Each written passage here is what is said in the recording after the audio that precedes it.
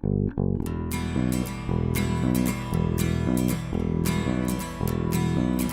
I told you the things I've seen on my ways,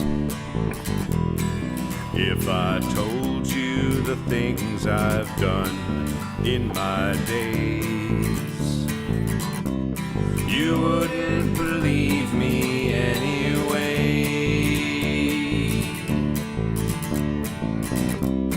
So it's best I just don't say.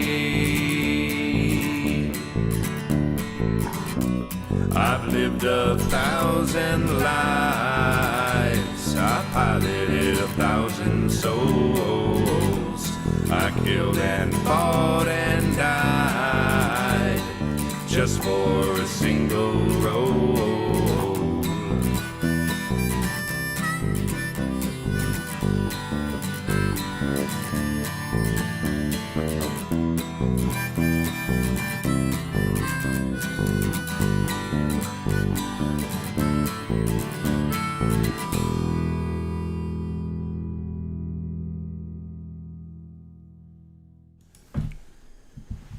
Hey everyone, thank you so much for joining us. This is the inaugural session for Pembrooke Investigative Services, shortened to Pembroke because we don't want to all get carpal tunnel as we try and type out my incredibly long name. I am sitting in the GM spot, which is probably new. My name is Nick, and I am here to welcome you into our game. This is our session 0. We're going to be talking about everybody's characters and then running through a quick game of Decima in order to establish some relationships and go ahead and get everything set up for some of our locations as well. So this is I'm going to actually read the copy that I was supposed to read, but got nervous, so please bear with me. As I said, this is session 0 of Pembroke, which is a Savage Worlds actual play on Happy Jack's RPG Network. You can catch up on past episodes of other shows. This is our first episode at happyjacks.org/shows, and hopefully you already know all that because you probably watch and listen to us already. In any case, again, I am Nick. I am Game Master for this game, and I'm going to take a look and see that where everyone is seated because I don't know. And in this case, I'm going to go to my left, which is Jay. Yep. Hi, everybody. It's Jay Holtham here. Glad to be back with ya and the Happy Jacks. And since there's nothing else to say yet, I'm going to shut up. Oh, I'm sorry. You need to know who else is next. Sorry, folks. Growing pains. I'm not used to being in this position on the show. Let us keep going to the left, and Blythe. It's me. Hi, I'm Blythe. I'm Blythe Kayla93 on Twitters and Instas, and there's not much more to say, so I'm just excited to be here. Great. And then we're going to move down to Emily. Hi, I'm Emily Vanderwerf. You can find me at EmilyVDW on Twitter. I will be playing a character. And lastly, we have Jason. Hi, I'm Jason. I am going to be playing just one of those old standards, the satyr who's escaped the Fae and is obsessed with mortals and becomes a hard-boiled detective. Just, the tired old chestnut. Yep. All right. Well, so here we are. Sorry, I'm just taking a quick look at some news that is coming in.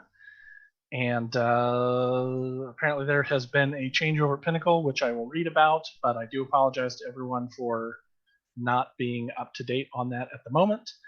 In any case, we will go ahead and get started here. So the basic world that we are going to be creating today takes place in a city called Covenant.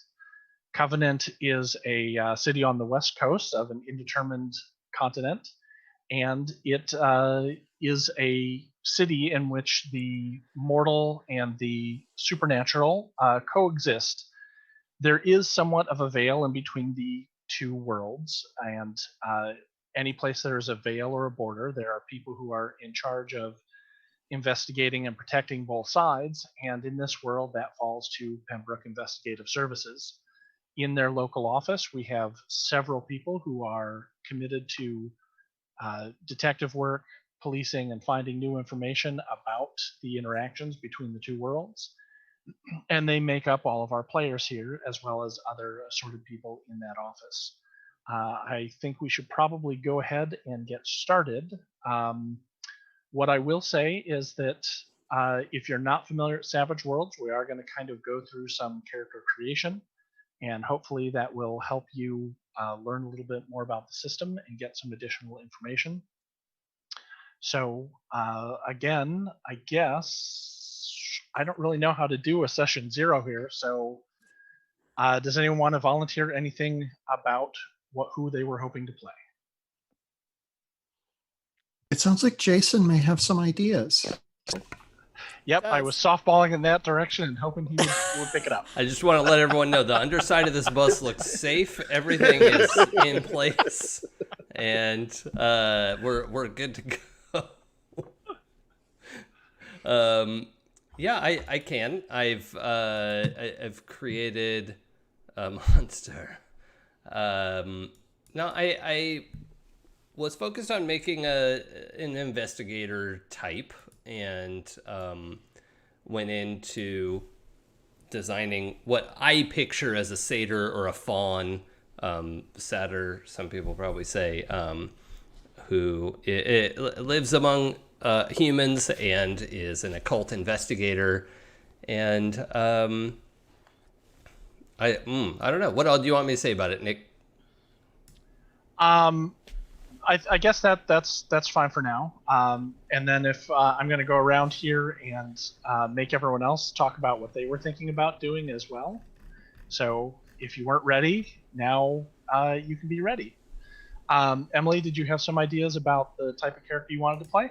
Yeah, and I think Jason and I have discussed perhaps a connection between our characters, but we have not yet. I don't know if we've confirmed that, so I'm sorry to put you on the spot, Jason. But yeah, I'm going to be playing a character named Zoe, who is was raised human by human parents and has very recently discovered that she is pure Fae and therefore quite possibly an extremely dangerous ticking time bomb. And it seems quite obvious to her that she was placed here in whatever world this is for some reason. But her allegiances are with humans because that's where she was raised. But there is some sort of fear within her that she will be activated. I'm going to make her like super strong and, kind of a heavy, because I haven't played that kind of character before. And I think it would be fun. So yeah, that's the basic idea I'm going for. Yeah, All right. I'm playing like a less cool Giles to that. So Yeah. Less cool. All right. yeah, I mean he's a pretty suave dude. Actually, Anthony Head is pretty damn cool. Yeah. Yeah. But yeah, we had discussed that there's probably some background, possible a familial relationship. I'm not sure how that will play out, but yeah, having like it may even be sort of my job to keep an eye on Emily's character as a a fellow member of the Fae, and sort of keeping track of things to keep the humans safe. So that's kind of what we had talked about. Okay. Emily, is Zoe ZOE or ZOEY? ZOE, and her last name is Browning, in case you need to know that. Okay. I didn't yet, but I'm adding it to my notes, so who knows? We will find out if that is important later. All right. Going around the circle here, Blythe, do you want to tell us a little bit about the character you were thinking of making tonight? Well, so my character concept kind of is stemmed from Honey Lemon from Big Hero 6, but specifically from Big Hero 6 the movie, because she's very different in the comics. Someone who's kind of this smart techie, creates these weird concoctions and like devices for people to use, but sometimes they don't always make sense. I definitely don't want to play human, but I haven't decided what I want her to be. I started drawing her though, as like a cute little. Oh dang, that's cool. Nice. But this kind of like techie, I guess in the investigative world, she'd be kind of akin to like, I think the character name was Garcia on Criminal Minds. The like, I hack into the mainframe and I make all your devices for you, like the Agent Q of things. All right. Cool. Nice. Well, that sounds like a lot of fun. Have you thought about a name yet? No. Okay. Not a problem. We'll figure that out as it comes along. And I think that leaves Jay. That does leave me. I had been feeling, and I don't know why I was feeling especially spooky or whatever. Maybe it's just the times that I wanted to do someone who was undead. And we had talked a little bit. I've been a little too steeped in the old comic book world of late. We had talked a little bit about a Solomon Grundy, but now I'm thinking more either Deadman or Spectre. Someone who is dead or has recently been dead, returned from the other side of that veil, a changed being. So formerly human, but no longer purely human. And has some sort of life mission to fulfill, if that makes sense. Okay, I think that sounds great. And again, have you thought about a name yet, or do you want to let that develop? I'm gonna let that develop. I'm thinking about. I still haven't even settled on a nationality race for this person yet, so I'm still letting that sort of simmer. And Okay. We'll see what comes out. Okay. Well, since it sounds like we basically have a table full of non-humans, I just want to talk for a moment about the race creation rules in the Savage Worlds Adventure edition, which will be the edition we will be using. It is the most current edition of the rules. So that should hopefully work out pretty well. It is available through Pinnacle Entertainment and probably other places, but I couldn't tell you where off the top of my head. But don't pirate it, because that would be bad. It's pretty inexpensive as a PDF, and it's not much more expensive to get a physical copy. And I highly recommend it if you like the system or this show at all. So in that book, they did lay out a set of rules on how you can create characters that are not baseline human, and they do give some examples available in there as well. None of those seem like they've hit the sweet spot of what my players are interested in playing. So instead, we went ahead and started working on some of the creation rules. Jason, I am again going to lean heavily on you, since we did do kind of a complete walkthrough of Silas's creation of a Satyr race. Mm-hmm. On that. In essence, the way that the rules work are kind of just an extension of character creation, which I promise, get into in just a couple minutes here. But what you're going to do is, let me back up a second. Like all role-playing games, Savage Worlds has a set of attributes that everybody has, and then the way that you can kind of differentiate your character, as there's no class system in the game, is through edges and hindrances. Edges, of course, being generally good things for your character, hindrances being things that are maybe opportunities or things that you need to work on, or potentially They can be psychological in nature, they can be physical in nature, they might even be social in nature, depending on exactly what they are. But they're just ways in which your character is a little bit different, and gives you an opportunity to do some role play off of that, which is actually very important because there is a key mechanic based primarily off of that information. In this case, races are created with 2 free points that all of the created races get. So you get 2 points worth of advantages right off the bat for free. And then any additional advantages you want to take for that race, you have to pay for with hindrances, which just represent a kind of general way that these people exist in the world that you're creating. In this case, we went with actually a whole lot of things for Jason's Satyr character. So if you want to, I am maybe introduce some of unapologetically those. extra. I know what I am. You wanted me to walk through what we created a little bit? Yeah, if you do that, I think that might help a little bit. Sure. And especially since we do have other players who are going to be kind of considering that as well. So some of the stuff I went through to create this, and again, some of the language here is a little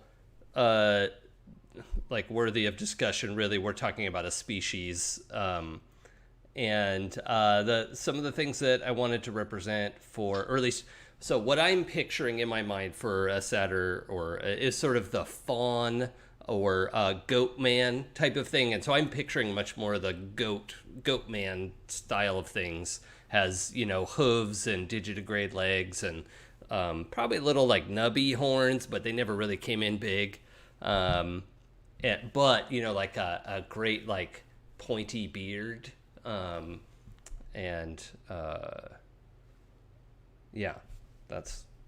that's what I had imagined. And so with that in mind, I picked some things for the satyrs or fawns of this world, that I have arcane resistance, in that they're resistant to magic in general, and also kind of made the decision there that like typically most satyrs are not therefore wizards, because it seems sort of weird to be resistant to magic and then also be a wizard. It seems like it would be, I don't know, I'm sure some individuals have done it, but that was kind of the idea we were going for. I took the attractive edge, where I'm pretty good looking, can't, well, at least Silas is. And I took immune to poison because we got a party, and, party like it's 1999. Let's see. I also picked leaper, not leper, leaper, spelled the same, means something very different. Very good at jumping. And so as a goat man, you're likely to find him up on little ledges of things like, how did you get up there? Why did you get up there? I don't know. 'Cause he craves that mineral. Yeah, exactly. Just chewing on the side of a building. I had actually tried to figure out how I could craft an edge that says I could eat anything, but Nick didn't like it, so I didn't do it. That's not true. I don't think I even mentioned it to you. I was embarrassed. No, not at all. When I was looking it up, I was like, no, there's no way I can make this work. I'm not going to tell anybody. So it's just a secret. Don't tell anyone that I was thinking about that. Hold on. I'll cover my ears. Yeah, we'll fix it in post. I also have low light vision, and then a dependency to party. Like, I actually have to be around social situations, which is extremely alien to my personal experience. But like my batteries start to run down. I'm not a robot this time, everyone. I'm just gonna put that out there. I'm not a robot, but oh man, robot goat bot is good. Rogoat. Listen, if you played Fallout 4 and you played a robot, you would basically be Nick Valentine the Satyr right now. Yes. Oh my gosh, that's perfect. Okay, the whole thing is formed in my mind now. Thank you, Blythe. You fixed it. That's incredible. I'm just like the biggest Fallout nerd. Okay. Oh my gosh. So many things are exploding in my brain right now. So I'll take over here for Yeah. just a second I while broke Jason. you process.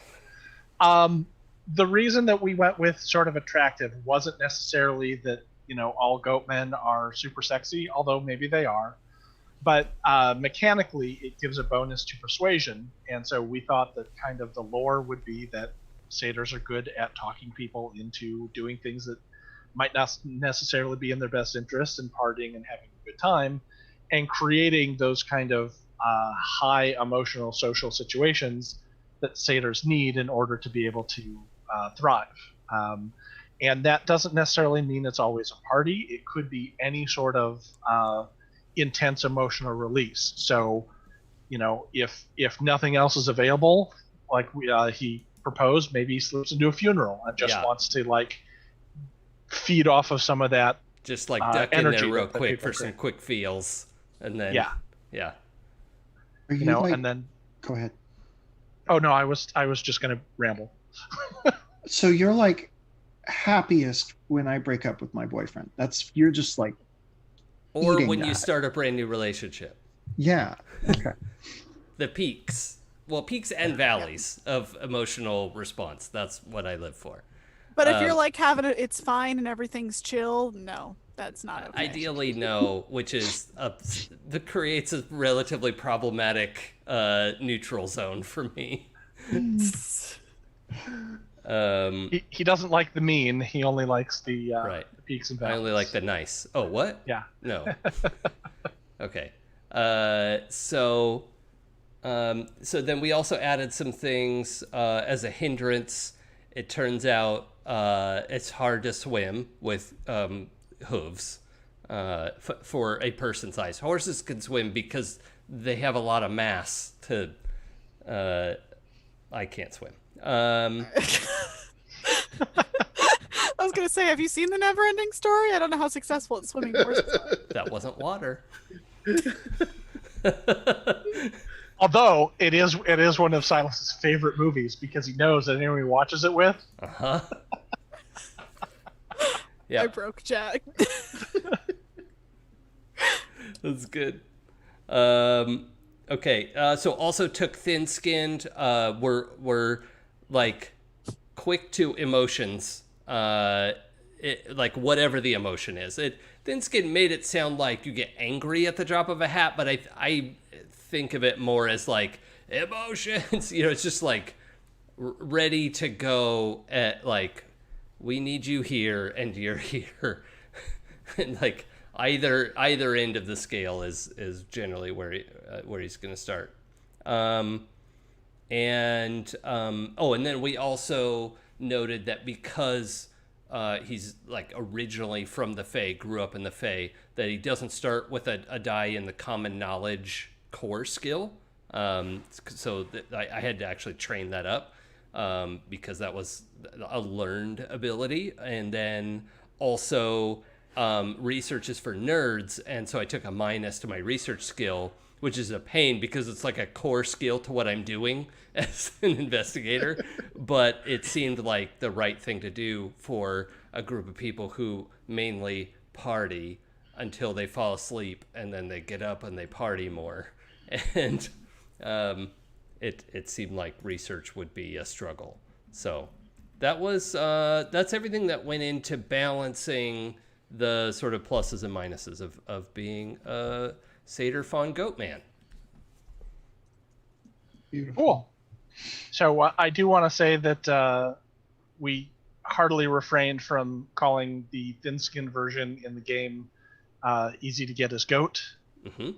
But I'm not I'm not going to refrain so much that I'm not going to make sure that I mention it because it is on brand for me, and if I didn't, people would wonder if I was sick or replaced with a doppelganger.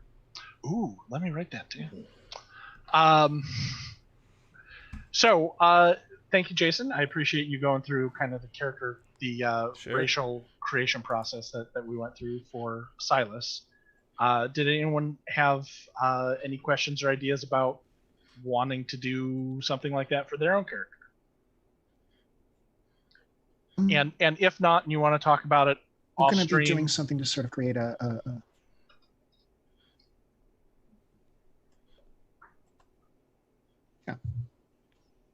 I think we kind of lost you there for a second. Oh no, I just was saying I'm gonna be creating my own thing, but I'll figure it out. I'm good. Okay, so we can kind of talk about it off channel and figure out those sorts of things. Jay, did you want to take a look at any of that stuff? Let's try to work our way through this. Because as I'm thinking about it, because it's sort of like it's a combo of the celestial from the playbook Mm-hmm. and human. Like I think that's sort of like important that he is kind of human. As I'm sort of playing in this more speed,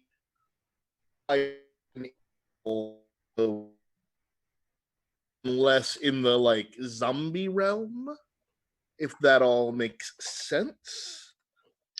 I kind of lost you there. It might be connection on my side, but what it sounds like is you want to be kind of more in the Revenant Crow side of things than in the zombie sort of side. Yeah, I mean, we can call him a revenant. I like that. Okay. Fire it up. Fire it up. Yeah. So, I do have a name now. You got a name. Okay. Benton Ailes. I don't think I stole that from anyone else. Hold on 1 second. Is it Benton? Sure. Benton, first name. Ailes, last name. AILES? No, like the booze. So ALES.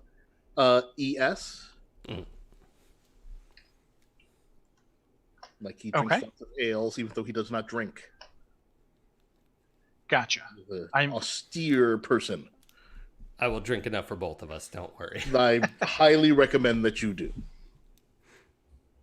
And so so if we go with Revenant, let's sort of see. So the traits. So what I talked to Jason about when we went through his character is obviously you have your character and you have the things you want to be good at and things of that nature. We don't care about those right now. We just want to distill, if there was a population of revenants, what would mark them out?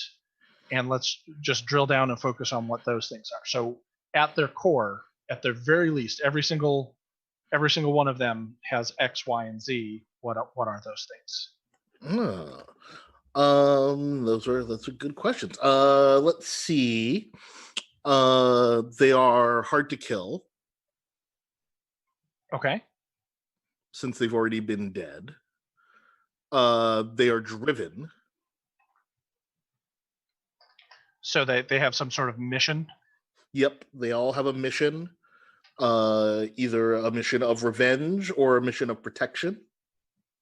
Okay. Something from their former life that they failed. So there's always a reason that they have come back. Yep. Okay. Any other defining traits? Let's see. We should give them some fun, weird crap. Was there a thing called construct or something? There is. Construct is a set of bonuses that they combine into one because a lot of people want to make Golem or Clockworks or Zombies or Undead. And it just takes sort of a bunch of the edges, combines them all up into 1 point total.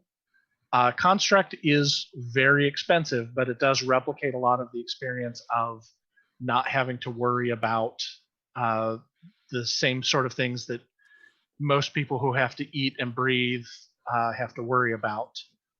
It gives you a bonus to recover from the shaken condition, which is one of the conditions that occurs in the game fairly often.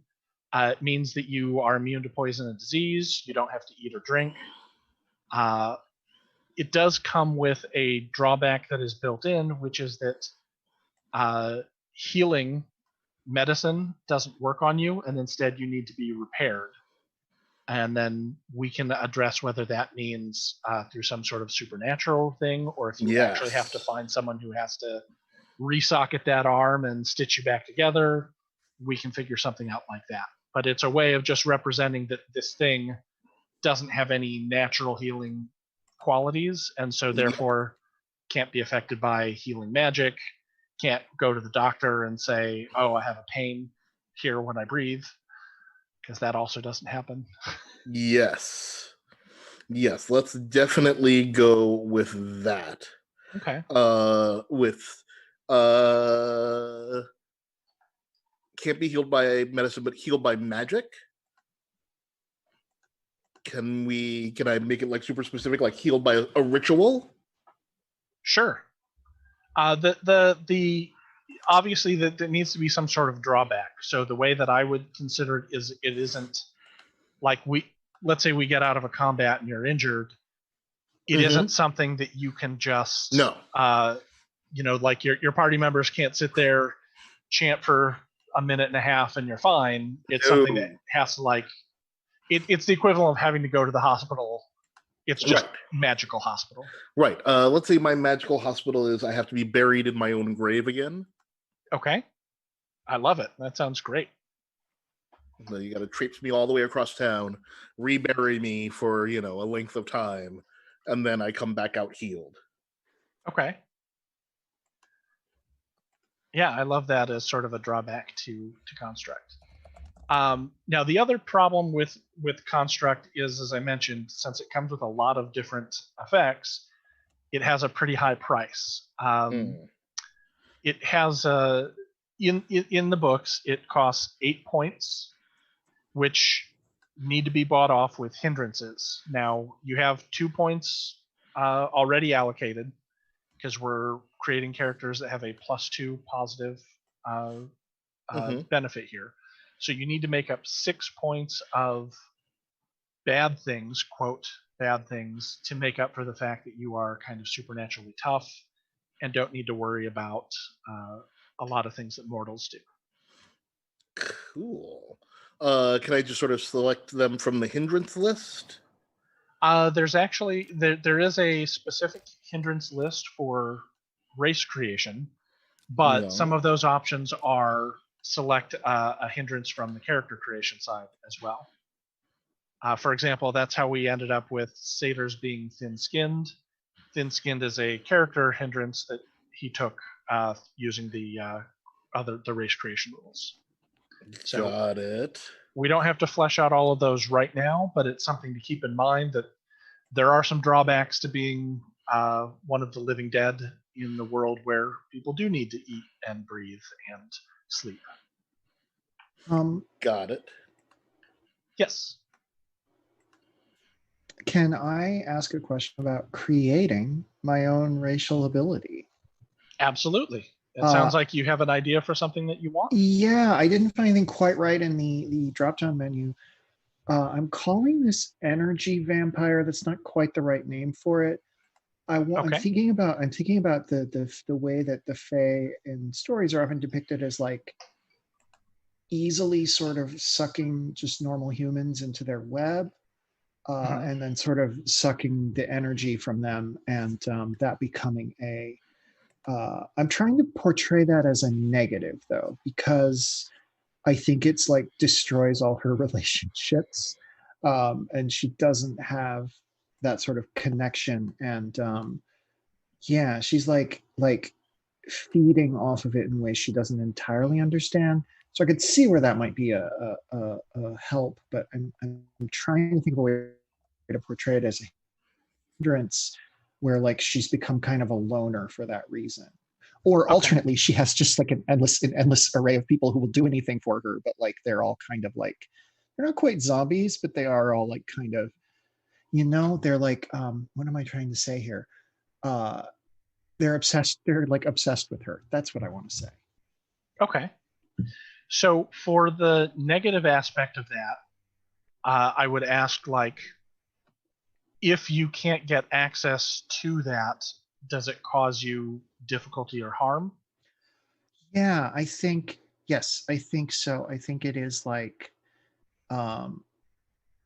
it like slows me down maybe. Okay. Yeah, it's a thing that I don't want, but that I have to have. It is really like a vampire needing blood, but with like connection. I'm trying not to do Jason's thing. So. Well, Well, in all honesty, I mean, I don't know if this is okay with Jason, but the fact that you kind of want to take something like this as well is sort of leading me in the direction of maybe this is just a characteristic of people from the Fae realm, is that the reason that the Fae realm intersects with the mortal realm all the time is that mundane people have something that Fae need, which is that energy, whether it's a specific energy, like there might be something that only feeds on despair, or whether it's all sorts of things, like the Satyrs do. Any sort of high and low will work for them like that. So that might just be a blanket in this world, a blanket thing that all Fae have a dependence on. How do you feel about that, Jason? well, I was gonna say the same thing. Actually, I think it speaks to like a consistency in the storytelling there. That if like we both need something from social interactions, and that's kind of what marks someone as Fae. I want to make it very specific and say that what I specifically need is to be adored, worshipped, something like that. And like, I don't entirely understand that yet. I think the idea would be like Fae in the human realm, if left unchecked, would become like some of the most powerful political entertainment celebrity figures. And Zoe doesn't really want that. She's got sort of the human upbringing that keeps her from wanting that. But like naturally, people want to be around her and do things for her. And that's if she doesn't get it, yeah, she's slowed down. So I'm gonna make it dependency. That's just easier than me trying to create something. Okay, well that works for the negative aspect of that, but obviously Zoe is getting something out of it too. So how Right. do you what do you envision that as? Does it make her stronger or faster, or is it more of like a general well-being thing? Also, how do we want to interpret the fact that there's almost a compulsion, which is for people to want to give that to her, Right. which could be a positive and a negative. I think that the positive of it is if she needs to get in a place, she either knows somebody or can very quickly sort of like drain somebody and make them want to do her bidding. But like, I do think that sort of the downside of that is like, she has in essence a lot of stalkers. I don't know how to put that.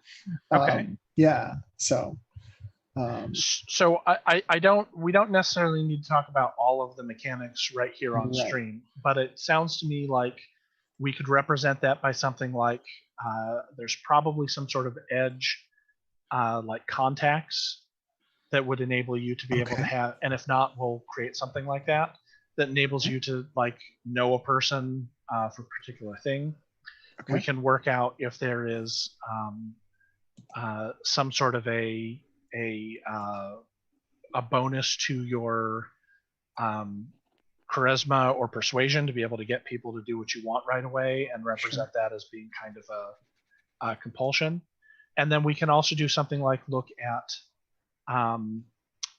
enemy, I think, is one of the hindrances, and we can reskin that a little bit to be like people who are obsessed with you, not necessarily that they're trying to do you wrong, but if they show up in inconvenient times and they're fawning or might cause problems in a situation that you don't want a bunch of people around, that could kind of be simulated by that edge. Does that sound like a good place to start?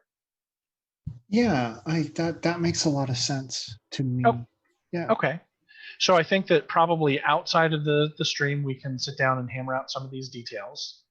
But it sounds like those are some good places to start. So just to recap for Zoe, you want her to be a changeling who is a full-blooded Fae, Yeah. but identifies as human because that's where she was raised. Yeah. And in your mind, those end up being the core aspects of that are being super strong, super tough, having this vampiric need for adoration Yeah. that can complicate your life, but also then gives you some other benefits as well. Yeah, that makes sense. And I kind of have a firm idea of that. And I think for her, like it's been activated very recently. So Okay, so up until recently, Zoe was thought that she was fully human, yeah. but something happened, and now these kind of strange powers and feelings are all coming in, and she's kind of figuring out how to deal with that. Yeah. Mm-hmm. Great. Okay. I love all that. I love that idea and that concept. Jay, did you have more that you wanted to talk about for Benton? I have added so many hindrances, probably too many. Okay.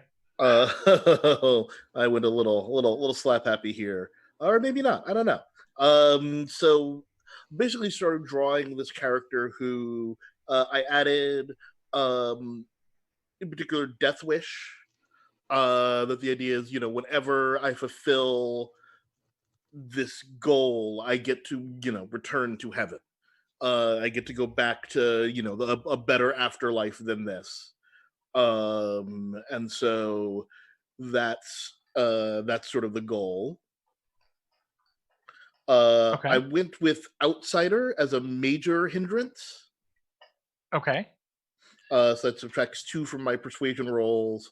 And since I am legally and technically dead, my legal rights are a little nebulous. Okay. So it sounds like some of this is actually transitioning into your character as opposed to the racial characteristics. Yeah, I guess so. Is that okay? Oh, no, that's fine. I just want to make sure that we will sort of separate out those two things. Like with Jason, we had some talk about things that he really wanted for his character, but we had to like think about, is this something that is Silas, or is this something that all Satyr have? No, not all Satyrs. Yeah. Right. Not all. but I think both of those are racial traits that, like, all revenants, they're brought back for a reason, and when they fulfill whatever that goal is, whatever that revenge or whatever that task is, then they do get to, go on to an actual, like, end. They get to go on to whatever their reward is. And I think it was interesting if it's this class of people who, again, they were human or some other race, they were whatever, they were alive, then they died, and now they're back again. And that there is a sort of nebulous, quasi-gray area of law in terms of, what are they responsible for, what can they own, what can they not own, that they're sort of a not exactly a full-on second-class citizen, but just it's a little murky. Okay. Well, what I would my thoughts on that are, I like the idea that I think Death Wish can really be used to good effect for what you're talking about. I like that Revenants come back for something that is big and kind of difficult, and not just like, I never told her that I loved her. Right, yeah. Which obviously is important, and tell your loved ones you love them. But Yes. I'm saying you very rarely are going to have a Revenant who comes back who can accomplish their mission in 5 minutes. Right, exactly, yes. And be like, okay, that's my time, and I'll see you, Bye-bye. see you when you pass. Yep. Like that. The thing that I'm not 100% sold on, and we can kind of talk about this, is the idea that being dead means that you have like legal troubles, because I think that probably a lot of Revenants just don't care.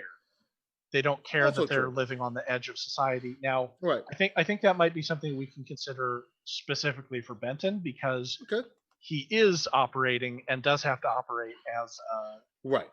as a person all the time. But I'm not drawing a line in the sand. No, I don't like this. I just think that's something we can talk about and maybe sort of flesh out the idea.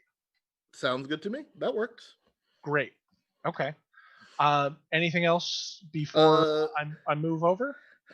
Just one other sort of racial characteristic, and it's a little tweak on again, just sort of making this like life difficult on the ugly. because poking around on the internet and also fantasy world playing, I wanted the character. I started thinking about the Idris Elba in the Dark Tower as sort of a physical model, but I Okay. still wanted to take ugly. That there's something sort of generally off-putting about being a revenant. Okay. I think that works with Outsider, and the Outsider can kind of be rolled up Okay. into that Yeah. by it. But like, there's definitely, even if people don't know that you're dead, I think that there's something that is like hindbrain. There's like, Yep. there's something not right about this guy. I don't know Yeah, what it is. Exactly. Yep. Like I don't like looking, and I don't like being around this guy so much. Okay, great. I think we can absolutely work with some of those ideas. And then one last quick thing I did have to ask, or rather mention, there are some other edges that represent being difficult to kill and difficult to injure, and I think that we Mhm. can maybe explore some of those and maybe not just rely specifically on construct, but try and figure out some other ways that make it like death is an inconvenience rather than a finality for you. Right. Great. Cool. Cool. Blythe, you had said that you did not want to play a human. No, I do not. Okay. So I would say, now that everyone else has kind of talked a little bit about what they were thinking of, has that given you any ideas? She has a name now. Okay. Her name is Analia Torres. I was kind of toying with a kind of. So there was another game that's not ever going to be streamed, but I really like the concept of the character, and I don't know if I'm ever going to get to use it again. Where she's half demon or half like celestial being, Okay. and is basically born with a purpose that she knows she has to fulfill someday. So like every time, and like it's not necessarily a good thing. Like eventually she's leading herself closer to a doom that she doesn't want. So in the meantime, she's just like trying to get really good at things and like be a good person. Okay. Inevitable, like probably bringing about the end of the world and hoping that she can stop it. So is this like a not to go like super deep dive into Hellboy, but Kinda like Hellboy. there's a thing that we're like, he's been summoned because he's the king and he's going to usher in the end of the world, and you have some sort of apocalyptic destiny that is that you're trying to avoid for now, or Yeah, I was kind of going a little bit of Hellboy and a little bit of Raven from Teen Titans. okay. Where like you have this very, very powerful father who is probably going to come and try to use you to bring about the end of the world, but she's going to try to not let that happen. So she's trying to do a bunch of research to make sure that doesn't happen. And get really good at things and make powerful friends. Okay. Like, hey, let's not let this happen. So is that, for your idea, is that more a background, or do you think that this is actually a separate race? Because like all of this information that you've kind of said so far, to me, sounds like this could just be like background information and inform your choices without necessarily being a separate race, unless there are specific characteristics or traits that you think make you different from I was going people. to make her look different. Like she's half human, half demon, so she's gonna look slightly. I was leaning a little bit into the Hellboy-ish with the like I'm not gonna give her like horns or anything, but like Right. slightly like off-colored skin and weird markings and like things like that. That just her eyes are different color. Think kind of tiefling-y. Okay. So like I've asked other people, what do you feel the core representatives, if there was a whole bunch of people like you, like if there are a whole bunch of people like this character, what would be the core elements that would kind of define them In terms of positive and negative? So like taking away what Annalisa wants to do out of the equation and what she's good at. Like you brought up tieflings. Tieflings are generally per that book, they have horns, they have tails, they all have hellish rebuke. I think, as It as a depends. as a racial trait. Well, Yeah. the baseline. I know Yeah. there's changes. So like, what are the characteristics that you think of that are core that every person of your race, society, makeup would have? I would say they're innately gifted at like magical things. Okay. So they all have like they're kind of innately good at doing magical related things, which probably helps them towards whatever weird goal they're working towards. They that can be good or bad depending on how they wield that. And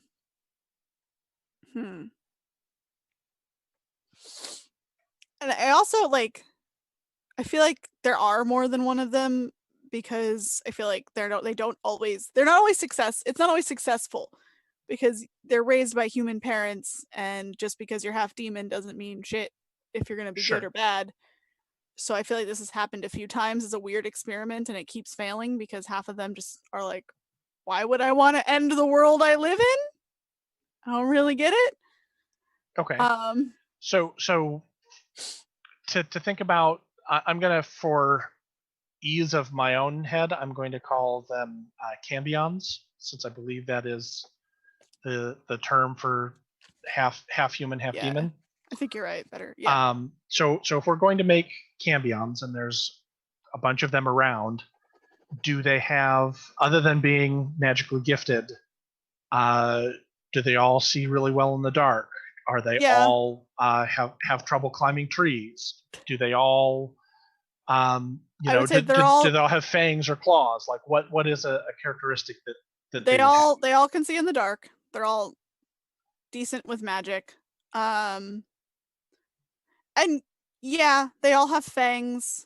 They tend to lack pupils.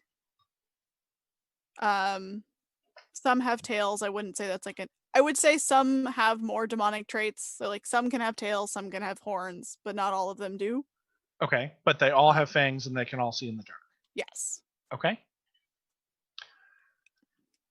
So what I have here so far are that they are magically gifted. They can see in the dark. They have fangs.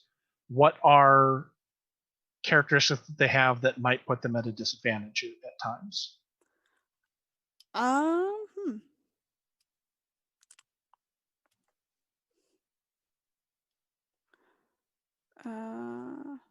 Sorry, I'm trying to think of things. Do they get cold easily? They always need a light sweater. I was actually gonna joke that they all like seem to have some weird aversion to water. Like they all just don't like it. Like it makes them uncomfortable because it's wet and cold, and that's just not cool. That's something we can figure out a way to make that work. Like, or just like, yeah, like I think, yeah, I like that idea. They get too cold. They don't like being in cold places or in the weather, like in cold weather. So are they like cats, or are cats like demons? Cats are like demons. Okay. Yes. I did not mean to make her so cat-like. Yeah. But it's what was leading into. You don't have a big cambion population in Seattle, is what you're saying. No. Not a lot they try to not live in cold places, but every time they do, they're always like, it's like 78 degrees and they're in sweaters for some reason, and everyone's like, it's not even cold. They're like, there was a breeze. Right. In other words, there's a cambion in every cubicle farm office, the one who insists that the right temperature is 85 degrees inside. The right temperature inside is 78 degrees. So this is a very real battle for me. Great. Okay. So it sounds like we have some things to work on with that, to sort of iron out some of those details. I don't want to like make you have to sit here and think about everything on the spot on camera.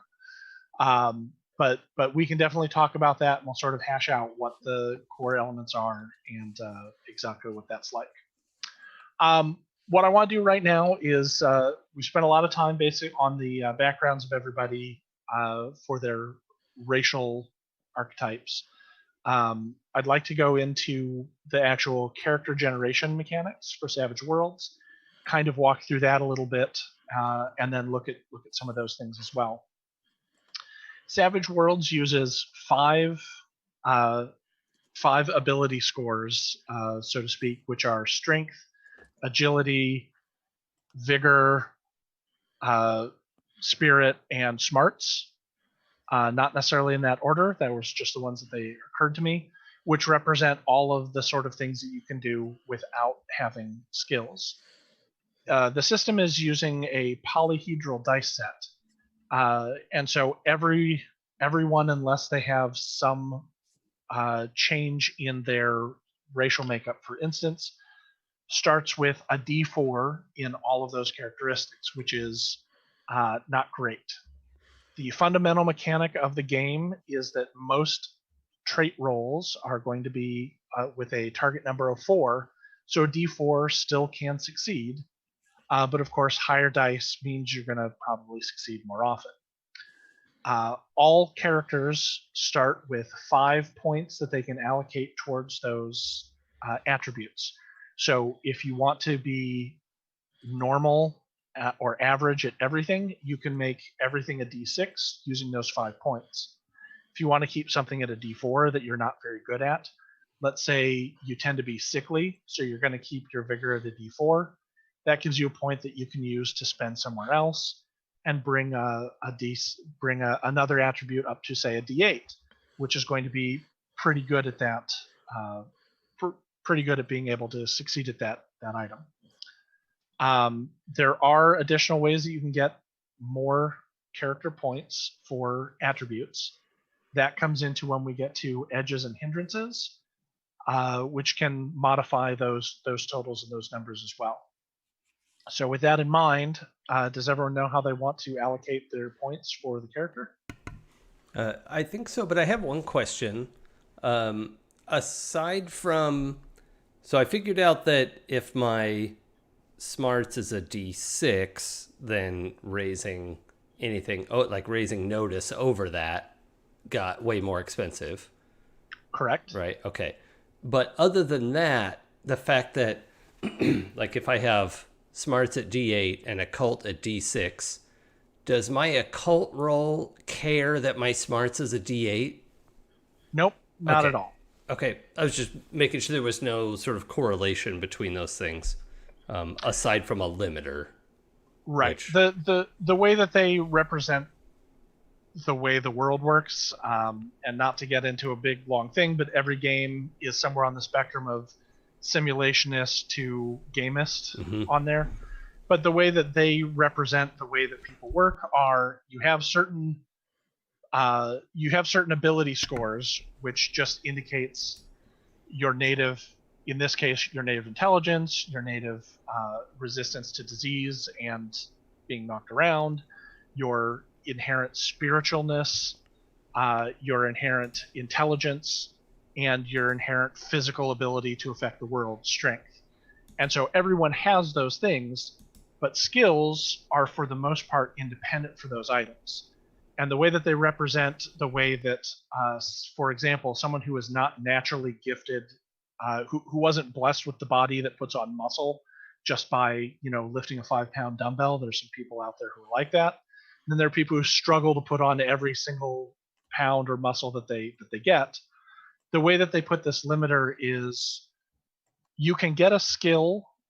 Skills will cost you 1 point per die level of that skill until you get to the limiter of your ability. And after that point, you can still increase that skill, but it costs you 2 points per advance, or 2 points per die that you go beyond that, representing that you are, through training, through dedication, you're surpassing your natural ability to be able to do something. So just like there's some people who learn to juggle in 5 minutes, and there's some people who it takes them 6 years to learn how to do that, to get coordinated enough, that's just where that falls on that standpoint. Everyone can learn to juggle. You just end up spending more time and resources to be able to get to the same level of proficiency. So one thing that we're going to do is the standard base game posits 12 points that you can spend on skills. You have certain core skills in the game that everybody has just as a D4 because everyone has a certain amount of experience with, like Jason said, common knowledge, knowing how things work in your world, or in a world where, you played as a kid at some point. You probably have some idea of how to do things, swing on jungle gym, or play hide and seek, and that's represented in one of the common things called athletics. Just your general ability that you understand how to climb a tree. You might not be good at it, but you understand the concepts behind doing so. So besides those core common skills that you have, you'll get 12 points that you can develop the things that your character specifically is good at. And I'm actually going to use one of the situational rules that they have in the book, which is additional skill points. So everyone is going to get 15 skill points instead of 12. So Jason will get to excitedly figure out the things that he dumped on the floor because he couldn't afford them, that now maybe he can. But with that in mind, Jason, I'm going to call on you because I know that you have Silas's attributes already set for the most part. So if you'd like to go around and tell us what you've got. Yeah, so I'll start at the bottom. I left strength and vigor at D4, which might not seem intuitive, but let me pull this over here so my mouse stops going in the frame. The immunity to poison is something that I added to the group because it doesn't matter if the satyr is tough or strong or whatever. It's just like a internal thing about them. So I like the idea that also I was thinking about playing him a little bit older, and so he's not necessarily in the prime of his life. So strength and vigor at D4 felt like the right move. And then that let me put agility up to D6 and smarts and spirit at D8. Okay. Sounds good. Did anyone else have ideas on how they wanted to allocate those points?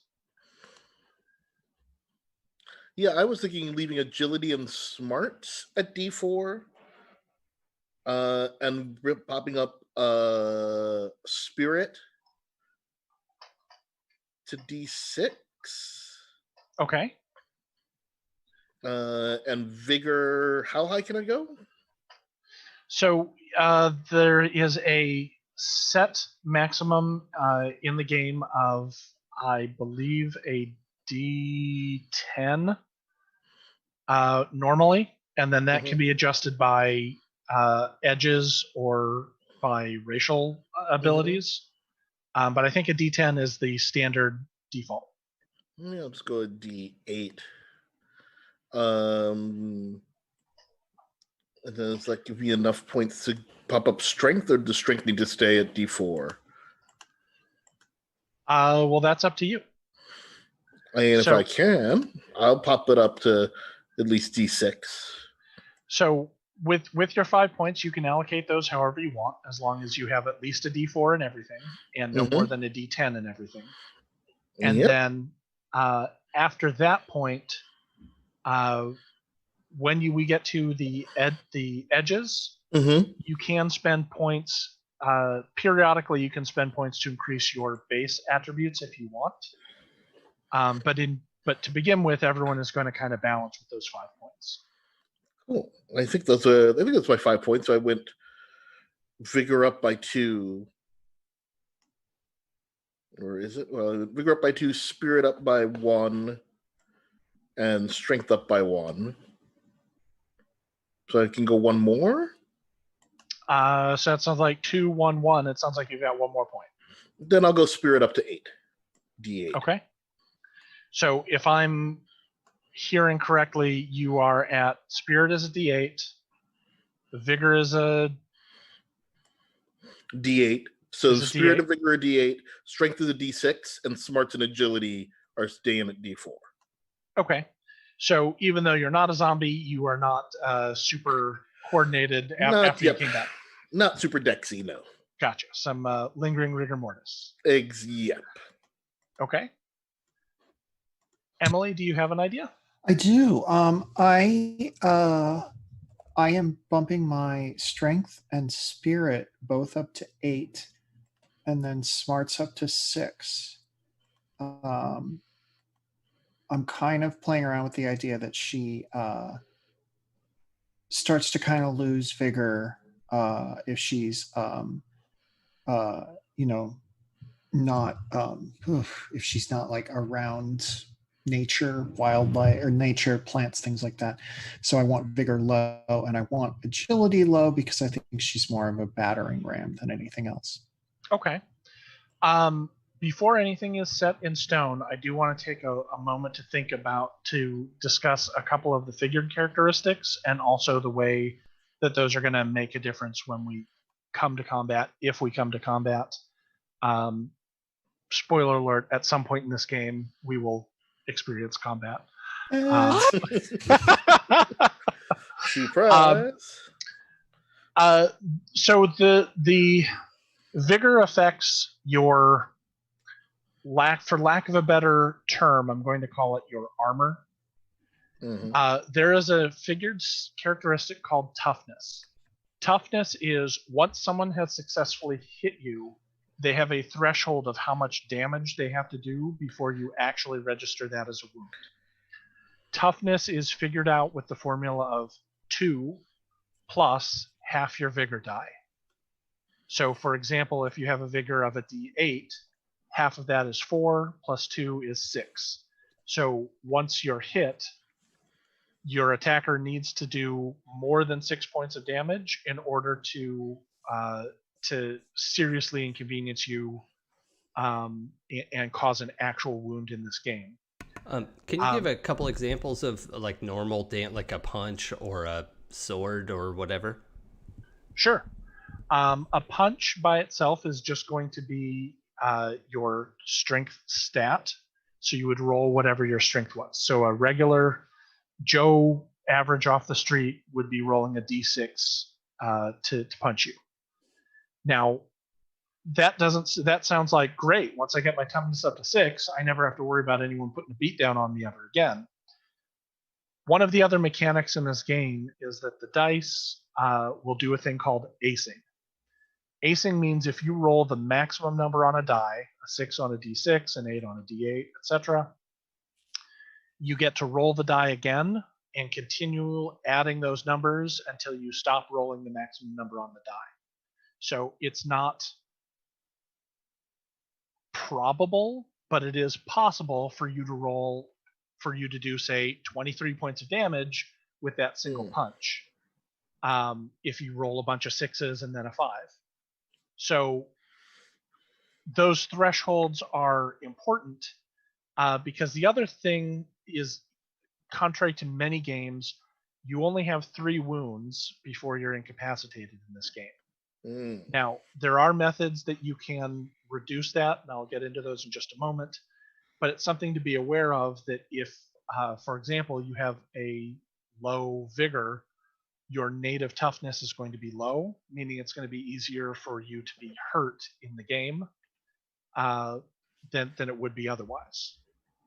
The other figured characteristic is called parry.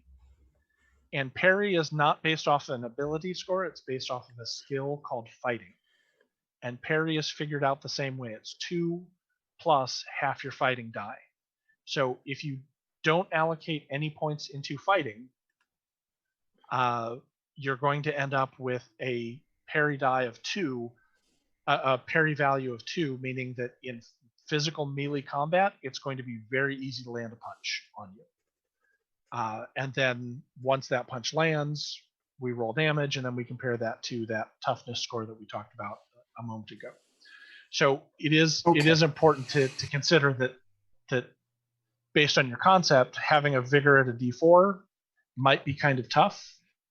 All right. Unless, and I'm not trying to skunk your idea, if we construct edges that represent the like energy leeching that you're doing, which increases, in your case, might increase vigor. That's Mhm. something that we could certainly work with. That your natural state is to be strong but not tough, but through various means you might be able to overcome that. I shifted points around. I'm moving strength to D6 and vigor to D8. I want to leave spirit at D8 because I think a lot of her stuff is about, sapping people of that. And I want to have charismatic, and it has to be a D8 to have charismatic. So Gotcha. Okay. Fair enough. And as I mentioned, there are things that we could do. One of the things that you mentioned is that if you are siphoning energy from people, there's an ability called Boost Trait. And so we might make that like fuel to boost your strength so that as you are fully charged up from draining people, you get stronger. Mhm. But then that, obviously then that fades away over time or something like that. So we can figure something out to make the character concept work. Cool. Great. And then Blythe, we didn't do yours yet, Not right? yet, no. Okay. So I did a D6 in agility, a D10 in smarts, a D6 in spirit, and a D4 in strength and vigor. Okay. Because I really want to lean into the more the smart side, and there's a lot of skills at D8 that like I wanted. And then I figured I was gonna put some points into possibly fighting so that I could have the parry skill so that she can dodge, but she's not necessarily gonna be the one throwing punches or getting directly into the fight. Okay. I don't know if a D10 is like worth it or if I should consider having 2 D8s, but Well, I the your ability and the skill are not additive. You're going to be using one or the other for the most part in the game. yeah. And then you'll also be rolling what's called a wild die in this game, which is a single D6. It's always a D6. And what that die can also succeed. So of the 2 dice that you are rolling, the D6 and whatever your trait die is, either one is able to succeed, but they're not additive, and they both continue to ace. Yeah, I just mean like for smarts, if you have to have a D8 to get certain skills. Sure. Well, edges, So. I think you. Like Skills can always be bought at a D4, and then you build your way up. But there are certain edges that you may have to have a requirement for. Yeah, weird science. Okay. I figured you were going to go that direction, but. Blythe, I wanted to check in too because I'm, doing high smarts, but I think we're doing different things because I was looking at like academics and occult and hacking, and so I just wanted to make sure I wasn't overlapping too much with what you're doing. I was thinking, yeah, like weird science, electronics, hacking, that kind of realm. Oh, okay, cool. So I'm going to take my hacking stuff out because it felt a little bit weird anyway. I'm going to leave you with the hacking stuff and move these points somewhere else. So Okay. Does that make sense? I was thinking of being the basically your tech guru. Perfect. I will. And your researcher, because it sounds like we don't have a researcher otherwise. I can help research. I'm just bad at it. You're the one that I'm like, just get me a coffee. Just go. Let me handle this. But then if that's the case, I might. I don't know. I'll just keep it at a D10 so I have a higher chance of success on smarty things. I do have a tiny research score, so. With our powers combined. Excellent. I have a team of detectives who can't research anything. We're great. Can anyone shoot or fight? I was actually just looking at that because I realized I don't have any fighting abilities. I like put my fighting up to D4 so that I wouldn't be completely helpless, but I'm realizing now that I perhaps should be able to participate in combat. It's a good idea. I should probably do something So maybe if we have a couple people who it sounds like to hit things with their hands, maybe I should take a shoot skill. Because, like, I can imagine a, detective with the trench coat and the 38 revolver or whatever, something like that. You have to have some of the tropes. Yeah. Yeah. If that makes sense for everyone. Does that sound like a good fit? That sounds like a good fit. You know what? Maybe I'll drop my spirit down to D6 and take the agility up to D6. Maybe add fighting. Okay. As an angel of vengeance, it seems like fighting should be reasonable. I can absolutely agree with that, but I would also say it probably depends on what the thing is that you came back to do. Right. Like if you came back in order to protect, to defeat the evil lawyers who were destroying the environment, maybe you don't want to fight at all except in the courtroom. Right. I mean, that's where I'm a Viking.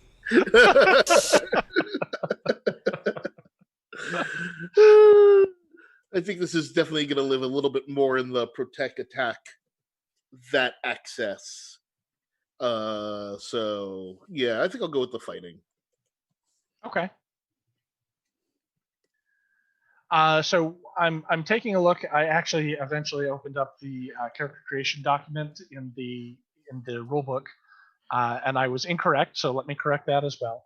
You can go all the way up to a D12 for an attribute if you want, but it means that probably everything else is a D4.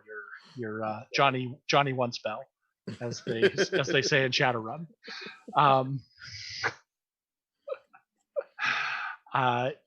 For that. So we've talked about attributes, we've talked about skills.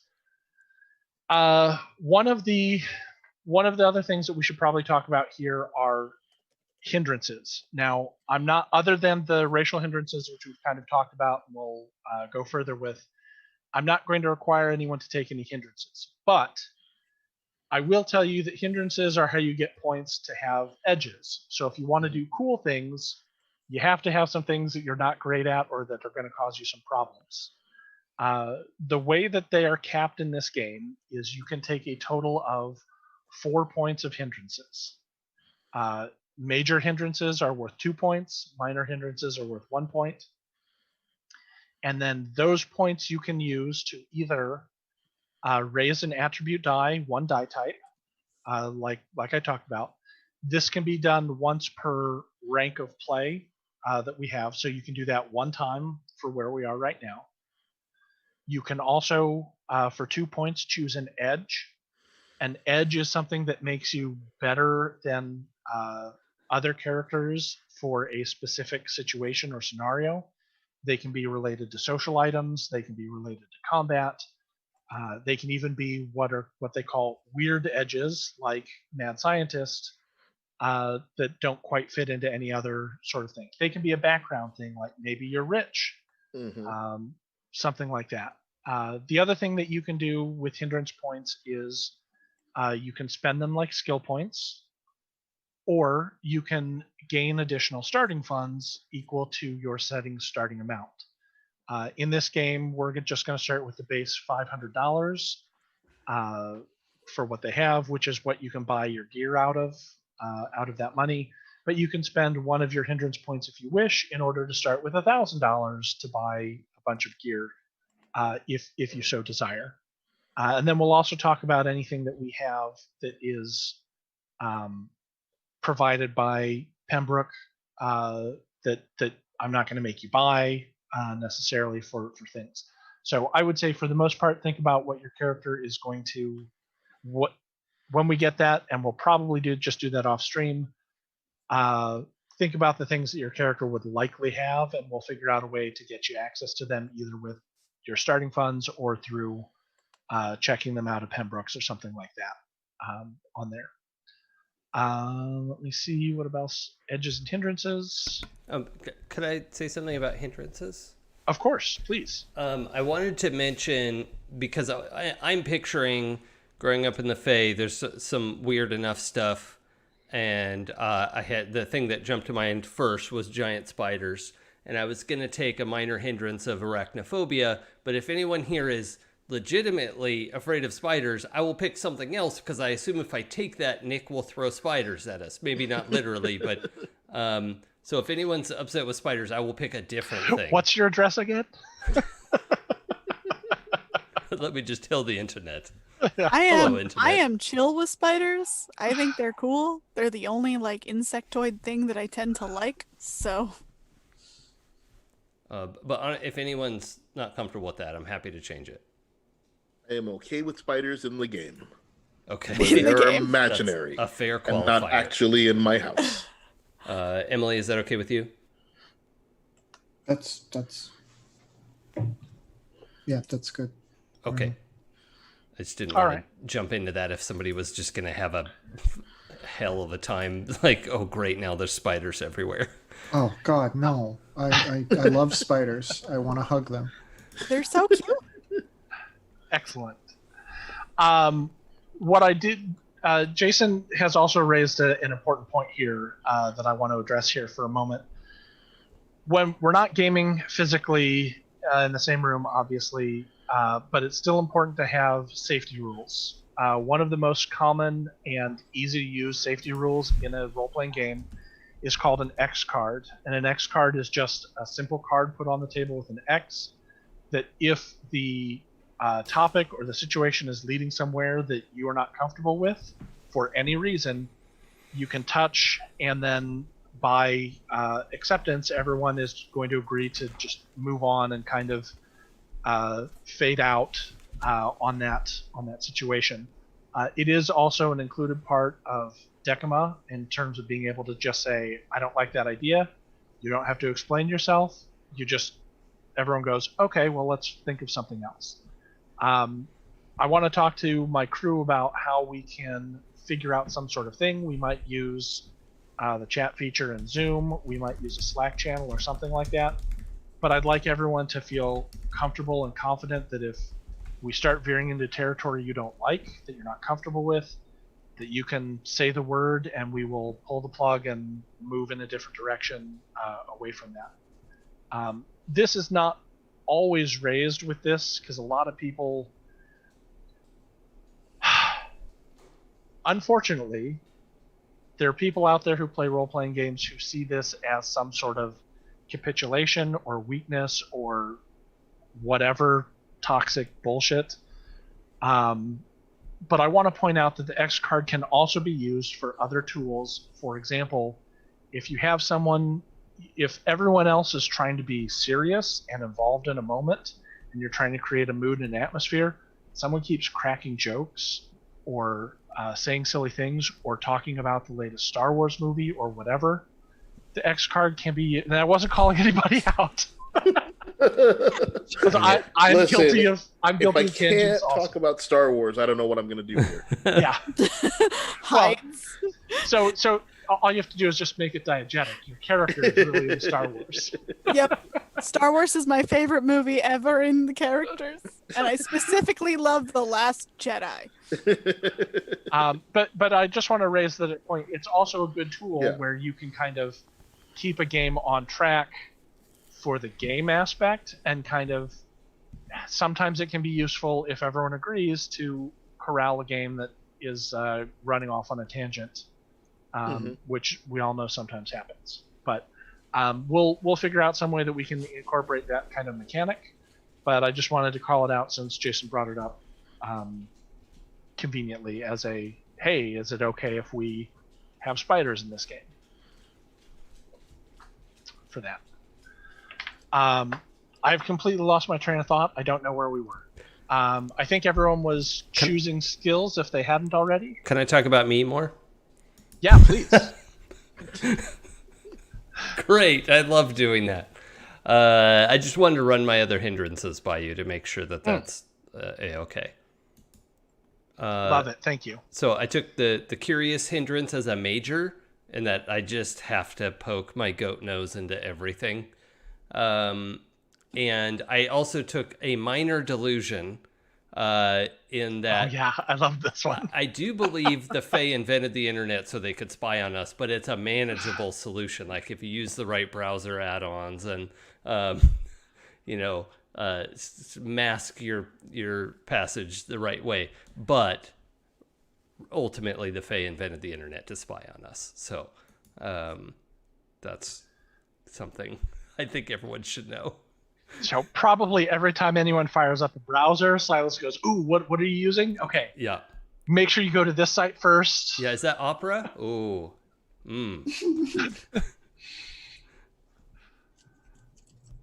Like that. Analia thinks is just constantly like, that browser is 10 times worse. Why would you use it? And you're like, because the Fae can't spy on it. Yeah, and it's so Right. much better now that I've removed my hacking skill and I don't have to pretend to know about computers. I love it.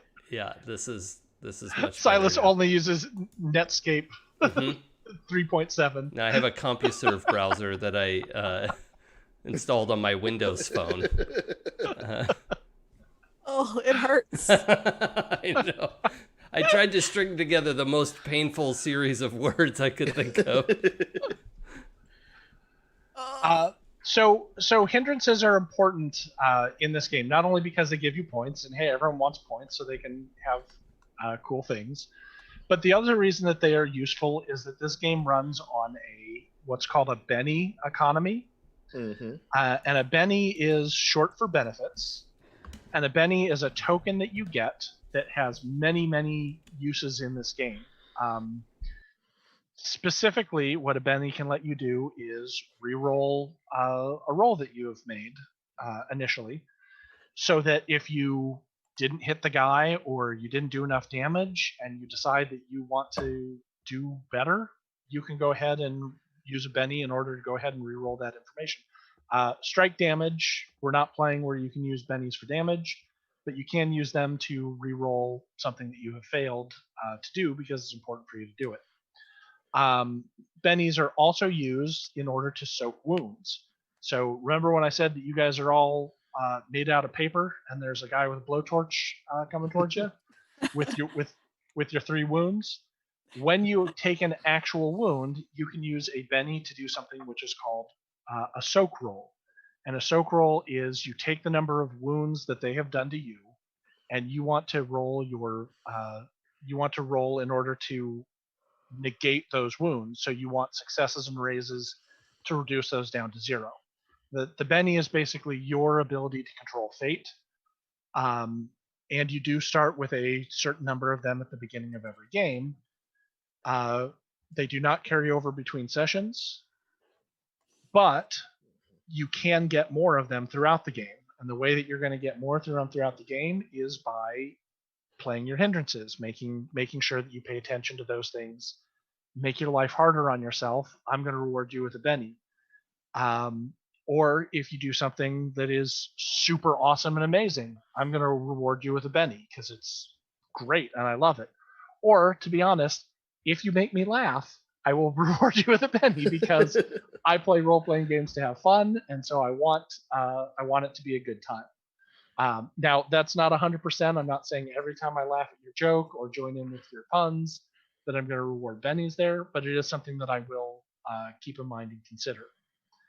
I also use a personal table rule, which is I put a couple of Bennies on the table that players can allocate to other players. And the reason I do that is because oftentimes I will get involved in running the game and paying attention to my bad guys or where my plot point is, or trying to figure out how I'm going to make whatever crazy ass thing that you just did work in the rest of the story, that I forget to give out a Benny.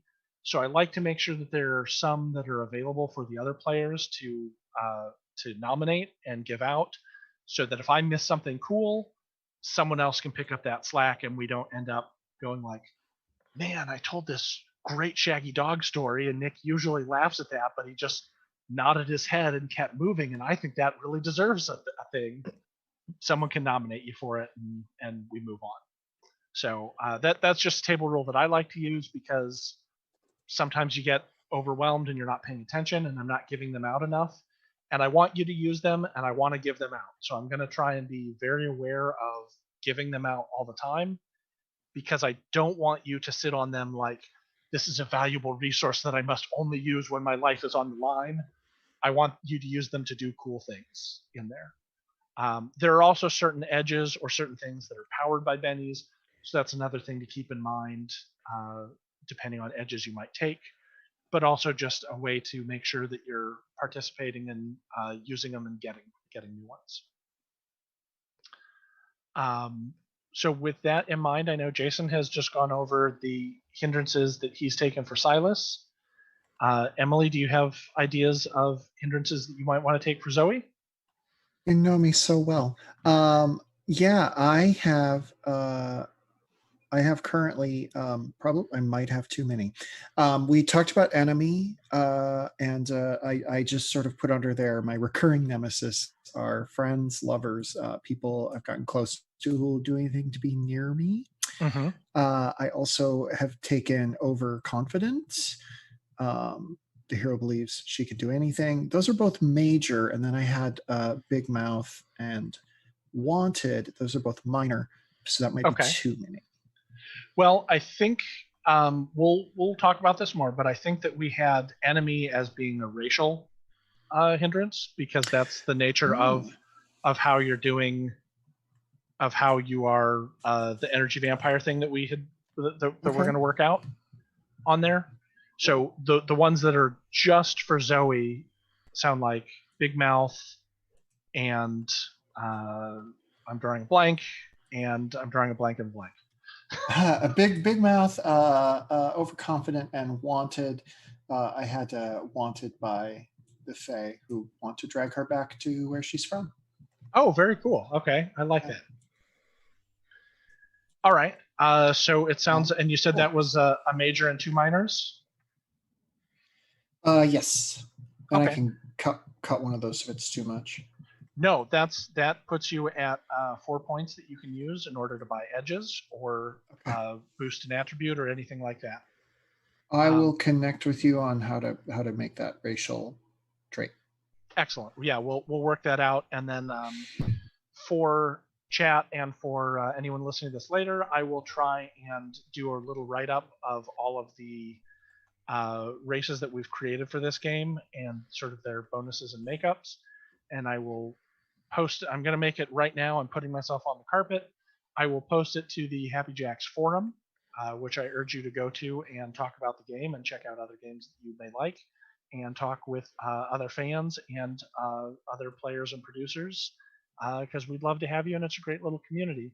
And then we'll see if there's interest. I might post them in other places as well, but I will certainly put them on the forum if people are interested from there. With that, and I know I'm skipping around what you guys are seeing, but I have a different screen in Zoom, so I'm going to go to Jay. Cool. So I'm just looking sort of through here. And so let's see. Just trying to remember. I had Death Wish as a racial one, an outsider. Mm-hmm. I've also added Impulsive. Okay. So I sort of go off half-cocked. And Ruthless. Okay. And I can make that a major one. Or no.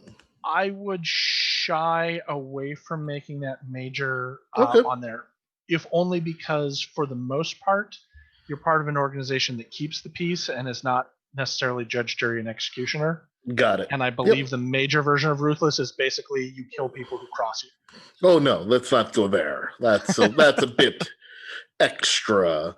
So yeah, so you know what? I'll just swap out Ruthless as a personal one for Stubborn. Okay. And then Ugly, which I think was racial as well. So I think personal, I've got Impulsive, Stubborn. I probably need something else here. Are those major or minor? I don't happen to be looking at them off the top. Both of those, it says Impulsive says major, mm-hmm. And Stubborn is minor. Okay, So you're currently at 3 points. You don't have to take all 4 points of hindrances. If these are the hindrances that you like and want to play, you're welcome to do so, but you'll only have 3 points to buy edges and advantages with rather than 4. But that's perfectly fine as well. No, I want to add one more here. Oh, jeez, I did something terrible. Hold on. Hopefully everything didn't disappear.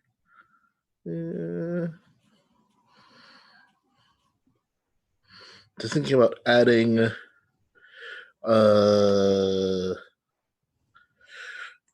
was it? Was it vengeful? Vengeful. Okay. So rather than necessarily being like, I'm going to kill everybody, you hold a grudge until it dies of old age, and then raise it as a revenant like yourself. Exactly. Okay. Cool. Yeah. I like those ideas. What I will say to everybody is, please try and keep in mind that you will need to work together as a group in an organization. So you don't want to take too many things that are like, I'm an asshole lone wolf and I don't work well with anybody, because that's ultimately self-defeating and isn't going to be very much fun.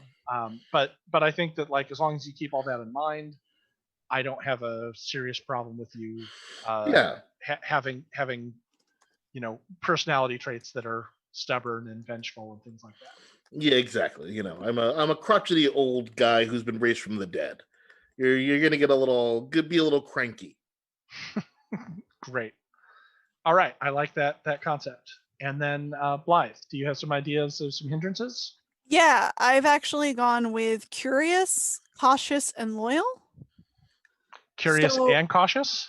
Yep. Is wants to know everything, but is kind of afraid. Okay. I'm very interested to see how that's going to play out. Yeah, I was trying to decide, because I feel like I think she's kind of always a little bit afraid that she's going to do it the wrong way or do the wrong thing. So it's like, I want to learn everything, but what if I break it? So it's kind of this, she's just anxious. Okay. So she has anxiety. Fair enough. Curious, cautious, and what was the other one? I missed. Loyal. Loyal. Okay. So she's loyal to her friends. I almost picked pacifist, but I was like, you know what? Trying to fight only in self-defense was gonna be. I tried to convince Jason to take that for the for his character, but he wasn't having any of it. But cool. Yeah. I'm trying to figure out which edges to take now, but okay. Yeah, those are my hindrances. I was going to go in reverse order and put you on the spot for your edges, but if you're not quite sure, and I'm trying to figure out what they mean is really just because like there's some that I'm like finding on the character creator, but some like not showing up in certain rule books. So I'm just trying to figure out what all of them are. In all honesty, because of the concept that you have pitched with Mad Scientist and doing that kind of alchemical work and things like that, I think that we probably need to sit down and have a little bit more of to hash it out, because there's a lot of different ways to approach that. Yeah. And I don't want you to feel shortchanged or feel like you have to make a decision right now. I'm also, by the way, open if we play a session or two and you go like, wow, this did not work the way that I thought it was going to work, we'll adjust your character and make it better. So I don't want anyone to feel like I have to make the right decision right now, or I'm trapped in it for 10 sessions or however long we go.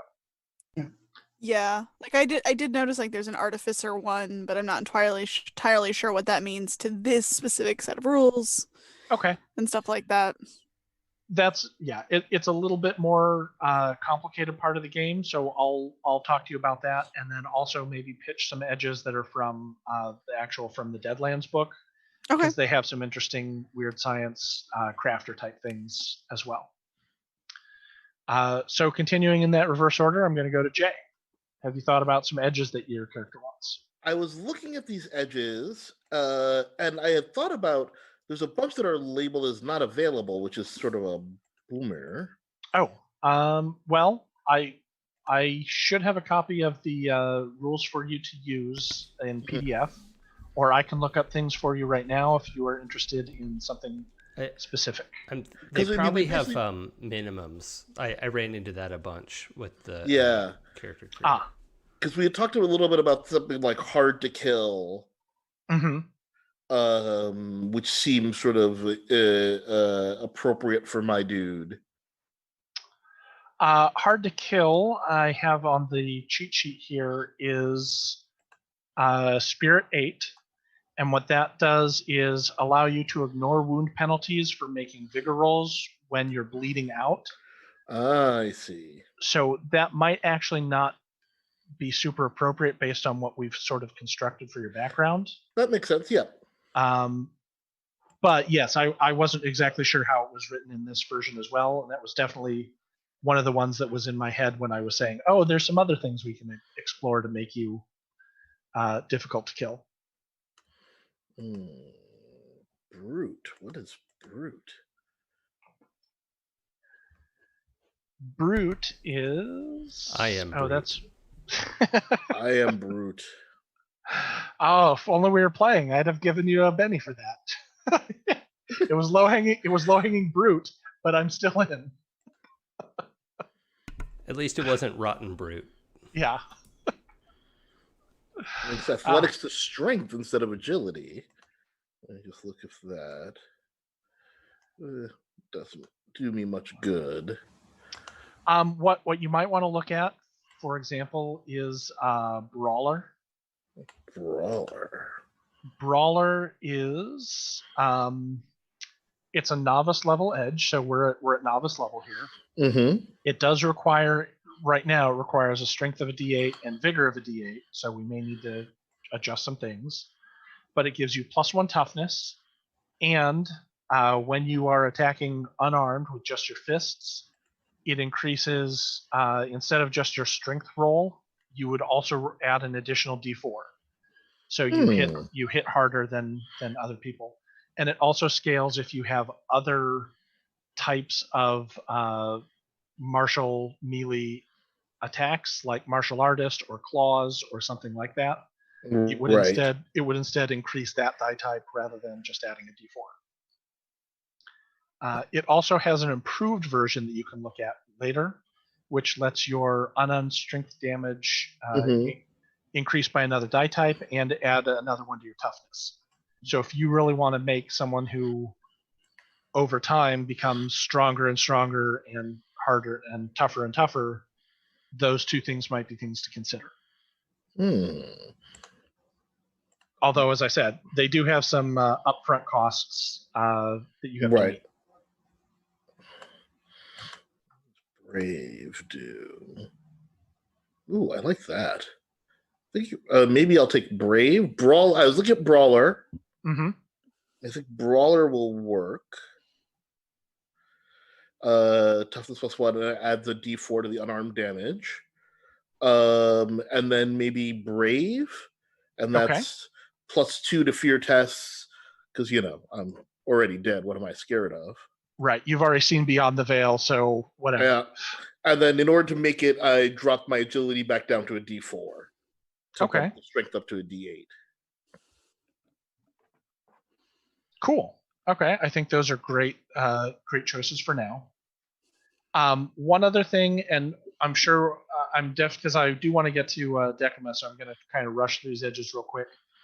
We are going to start with a couple of advances. Advances are basically level ups, and they're going to be additional points that you can use to buy more skills or buy an edge or things like that. So what we're talking about right now is just kind of the baseline starting character, but we'll off channel, we will go ahead and talk about a couple of things that you have some advances are, because you're not brand new to this world. Emily, you're up. Yeah, I have currently 3 selected edges, and I need to get rid of one. But I have connections, and I've listed a bunch of people I'm connected to, including my parents' roommate Lexi, boyfriend David, and a mysterious shadowy figure who keeps giving me intel. Charismatic. Mask. Yeah, exactly. I have charismatic, and I have attractive because I like being pretty. Okay. So what we can talk about is what I would say is like choose two for right now, and then we will talk about some others that you want to when we do those increases. Yeah, I'm gonna deselect attractive for now. Okay. And Jason, you already talked about your edges or not? Sorry, my brain is Swiss cheese. I remember Jason mentioning taking attractive. Yeah, that was a As an racial edge. trait. Let me say. Oh yeah. So the ones that I actually picked for the racial features are arcane resistance and attractive, and then I chose charismatic and investigator, which gives me a bonus to research and notice rolls. So. Okay. So kind of helps take the sting out of your racial inability to focus. Yeah, it's like he wants to be better at researching, even though it's not something that's come naturally to him. I almost feel like, and correct me if I'm wrong, but I almost feel like Silas fell in love with the human world through things like, Dashiell Hammett and Maltese Falcon. And so he has this idea, this image of the investigator that he wants to be, but that isn't necessarily entirely accurate for modern day.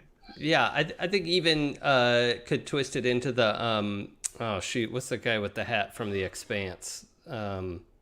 Miller. Yeah, I think that was probably, yeah. I mean, he's definitely, media appeals to him. Going to like movies and plays live are ideal because everybody else's reactions feed him as well. But yeah, it's definitely. I imagine a lot of, or at least how I picture the Fae in my mind is this like idealized self-image of like, oh, that's what a human investigator is like. I will do that, and has to learn by trying to mimic something like that. Okay, cool. I like that, and I feel like everyone's got some good ideas about who their character is and some personality traits and some things they're good and bad at. And I really look forward to hammering those all out with everybody. Mm-hmm. So, with that being said, I would like to kind of move over into the second part of what I'd like to do tonight, which is using Decima, which is available at Golden Lasso Games, which I think is goldenlasso.com. I'll put the link in chat. Thank you. Before I send someone off to a website that you might not want to go see. goldenlassogames.com/Kickstarter. Fantastic. Okay. So if you're interested in Decima either outside of this or inside of this, please check it out. Also, if you were a Kickstarter backer, the backer surveys have gone out. So take a minute, hunt it down in your email program, or go to Golden Lasso Games and find the link there so that you can make sure that gets taken care of. Just a public service announcement to all the awesome people who listen to our shows and love Kimmy's game. Mm-hmm. The way that I would like to do this section, this is going to be sort of a section for building some relationships and also building some locations inside the city that are important. And then lastly, some questions about the group together as a whole. I'm going to be a little bit different from the written rules for Decima, and I'd like to go ahead and have everyone do a round of relationships, then a round of locations, then a round of relationships, then a round of locations, rather than grouping them together. Because I think sometimes that a location, which could be an NPC or other ephemeral things, it doesn't need to necessarily have to be a brick and mortar place for you, can also inform some of the relationships that you might have and vice versa. So I want to kind of mix those up a little bit so that we can go ahead. I was able to find my tarot card and started to separate it and everything like that, but Jason jumped in and already had a Decima deck made. So I'm going to turn the question reading and cards over to him. One last thing. Sometimes you might feel that a question that you get during this portion is either uninteresting to you or not a topic that you want to get involved with for your character, or for one reason or another you just don't want to answer that question, we will use our communal sort of X card, and Jason will just draw another card from that deck in order to have a different question set up for you. Okay. Sure. So with that, I'm going to go ahead and actually look at our stream so that I can put us in some sort of an order as soon as I quit stalling and actually get there. And what I will do is I'm going to start with Jay. Oh, Okay, so I should. Actually, yeah, Jason, if you can read. Jason is going to read a question that is for the whole group to answer once we do this round of relationships. We're not going to answer it right now. We're going to do it after all four of you had a chance to answer a relationship question. So just be thinking about it in the back of your head. Okay, so Major Arcana first. Yes, please. Okay. Oh, and just so folks know, there are questions on these. Like, it matters whether the card is right side up or inverted, and the question usually is the same theme but a different outcome or overall impression. Like blank is your best friend, and then the other way might say blank is your worst, is like your frenemy that you can't, So there are two questions on every card, and always feel free, if you want to exit, you could ask me to flip the card over or just draw a new card. But I'm just going to read whichever one is right side up as sort of luck of the draw, and then go from there. You did say Major Arcana first, right? Yes, please. Okay. So, we got the sun, right side up. What do we do as a group to celebrate? And I'm going to type that out as well because I want these notes for planning for future things. So, what do we do as a group to celebrate? And then that's something we just think about while we do the other questions, right? Yep. Okay, cool. So now if you go ahead and give Jay a relationship question. Oh. Jay? yeah. You shared a deep desire with blank. What made you trust them? Ooh. I think it's probably Zoe, because Zoe is so attractive and trustworthy. Like, Zoe gets secrets out of people. Yeah. If that's okay. Yeah, that's great. Yeah. I want you all to think I'm great. And I'm going to trust you all to just write down your own sort of questions and relationships. Mm-hmm. Jay, do you have an idea of what that deep desire was? To be human again. I miss it. You stare longingly at deep dish pizza? Pretty much, yep. Like Barbosa and the damn apple. Now I want pizza. Nice. Pizza. It's the best. It really is. Yeah. Note to self, add pizzeria to game. Is that part of how we celebrate? Could be. When Yep. we get to that bit of the question, I think that's definitely a thing. It could be like, instead of Avenger Shawarma, you go get Pembroke Pizza. You get deep dish. Pembroke deep dish. Yes. Okay, so that's a good start. Jason, if you could read Blythe, relationship card. Okay, Blythe. Or rather, Annalisa, relationship card. Was it Analia? Annalisa? Analia. Oh, I'm sorry. okay. That's all right. I wasn't sure what I wrote down there. My own handwriting. I'm juggling notes everywhere. Nah, you're good. How dare you? I want my money back. All right. Okay, Analia. Blank harmed you once, but they don't know you realize it was them.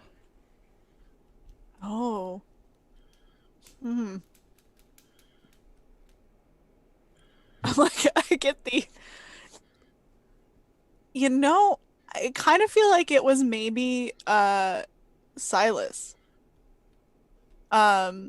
It was something you didn't believe, like part of your delusion that you believe the Fae, I came up with like this really cool thing, and you were like insistent that the Fae were using it, like created it and were using it to spy on us, and I got like really hurt. You like really hurt my feelings. Oh, hurt your feelings? Yeah, okay. That's horrible. I was really proud of my new technology, and you were like, "It's the Fae," and I'm like, "No, it's mine. I literally built it." Oh, that's horrible. Yeah, okay. I like it. Oh. And you don't know that I did that. I know that, like, I didn't know how to tell you, and then like kind of just was like, okay. Yeah, so maybe we phrase it as like, I don't know that it hurt your feelings to say that, because I was so wrapped up in like, that's a product of the Fae. You can't do that. Yep. Yeah. And now it just like sits on a shelf. Oh. Oh, that's So, sad. do you have an idea of what that thing might have been? Like what you made that you were proud of? No, so maybe it doesn't sit on a shelf. Maybe it's a software. Like it's specifically a computer software that I was working on to help us access like certain databases. Like I made a software to like put all of our databases together. And that was what you decided the Fae were using to spy on us, when in reality I was just trying to make our database system like better and more efficient. Yeah. So it does get used, but you're like suspicious of it and won't use it and only want to use the like 80 different ones separately. I'm also now picturing Silas with like an obnoxious number of spiral bound notebooks of like that. This is where he like keeps all of his notes and writes physical letters to people. Oh yeah, this is getting worse. I love it. Yeah. You know they read your electronic mail. Yeah. Or he'll like email you using some obtuse references of like, dear Analia, I was pleased to see you in the park yesterday, and they're like, it's some code for something else, like inscrutable. What you don't know is that I've created a database to figure out your code. Because I've gotten so used to this happening. A program that just does a swap. Every time he types part, he means... Right. Yep. I love it. All right, cool. I think that's a lot of fun, developing that character. Next around our channel here is Emily. All right. You're always competing with blank and trying to one-up each other. Oh, Analia. Absolutely. She's, she also has the whole possibly the end of the world thing. If somebody's going to end the world, it should be me. Neither of us should end the world, but if somebody's going to, it should be me. Secretly, I think she's maybe just better than me at everything. And I've always wanted to like be really good with the things she's really good at, and yet I can't make it happen. So Analia, absolutely. Do I know about this? Does Analia know? I think she suspects. I think it's like, if you're hanging out at headquarters and you're playing Jenga and what is my name? And Zoe loses. She gets like weirdly more upset than maybe she should.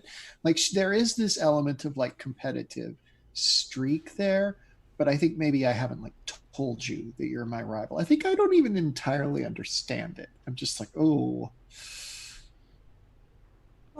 I'm excited to explore this, because I'm pretty sure if Zoe just asked Analia to like teach her how to do things, Analia would be like, sure, I can try. Just like, yeah, I'll teach. I'll show. Cool. Cool. I like that. That seems like that'll be a fun dynamic to explore. And then, Jason, why don't you read a card for yourself? You want your relationship with blank to change, but aren't sure how to approach them.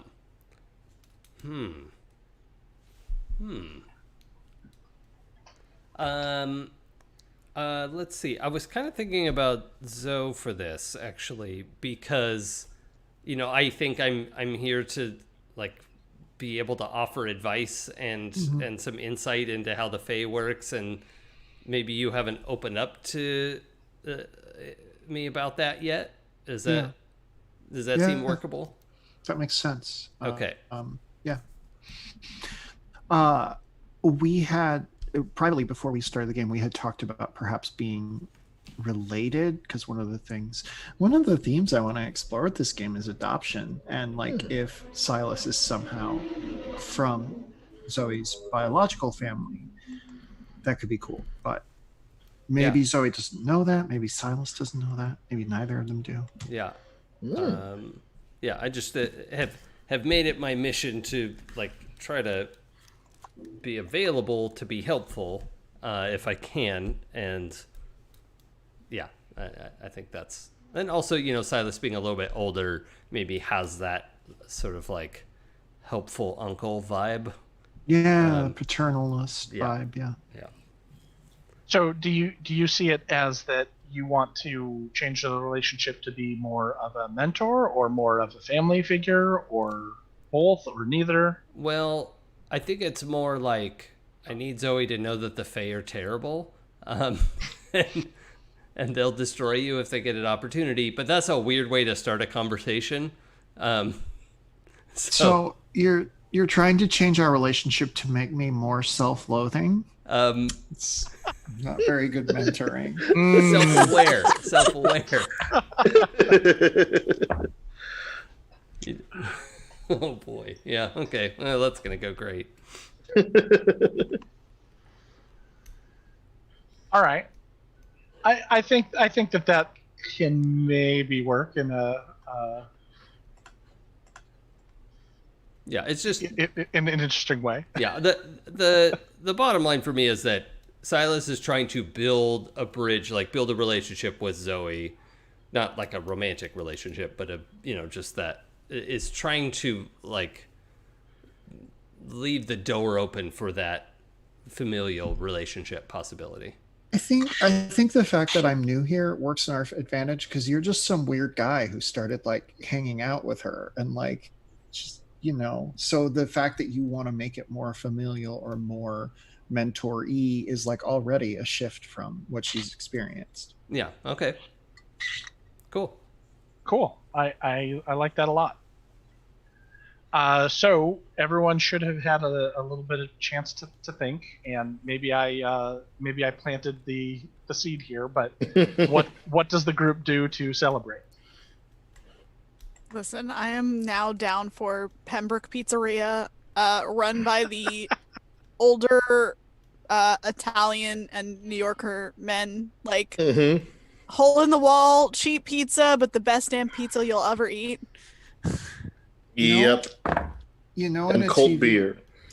Yeah, in a TV show, like when they all go back to the lab or whatever and have beers and pizza, I like that. It's that vibe of like just coworkers being pals. Yep. Yeah. I like that. They're quirky and they know our names. Yep. Yeah. It's just a chill hang for everybody. There's a little elven guy who runs the makes the calzone. Oh yeah, his name is Cal. Yep. They're Cal's calzones. They're the best. It's the calzone. It's the local calzones. Yeah. They have a perfect 5-star score on Yelp. Yeah. How did that happen? Yeah. Fae witchery, of course. Yep. Suspect. It was really just us leaving many reviews under different names one night. Yeah. And then you realize, oh no, people are actually showing up, and we can't get it. So let's drop it down a couple notches. All right, Jason, if you would be so kind as to give us another major arcana for another thing to consider. We have the inverted lovers this time. There is another group outside that are our rivals. Who are they? So outside the Pembroke group, I assume. I would say outside of your team, maybe it's another team in Pembroke's, or maybe it's another organization entirely. Like we can figure that out, and I would say don't necessarily be, think inside or outside the box, however you feel like thinking. But it could easily be like another team that you compete with. It could be an evil organization that is doing something bad, or maybe it's a bunch of people who are just trying to prove the supernatural walks among us. Who knows? There could be a lot of different answers to this. But I am going to go ahead and, as I mentioned before, reverse the order. So I will go ahead and have Jason start with a location for us, please. Okay. There is an annoying problem in our location that we haven't been able to fix. What is it? So I guess it depends on what you want from location. Do you want Covenant as a whole, or the Pembroke building, or... I say it's open to your interpretation.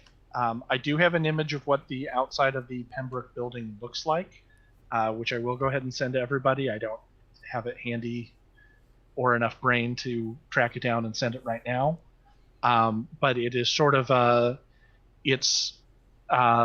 sort of an older building, and it has some stone columns in the front, and then some big windows, and sort of looks like a little bit of out of time and place.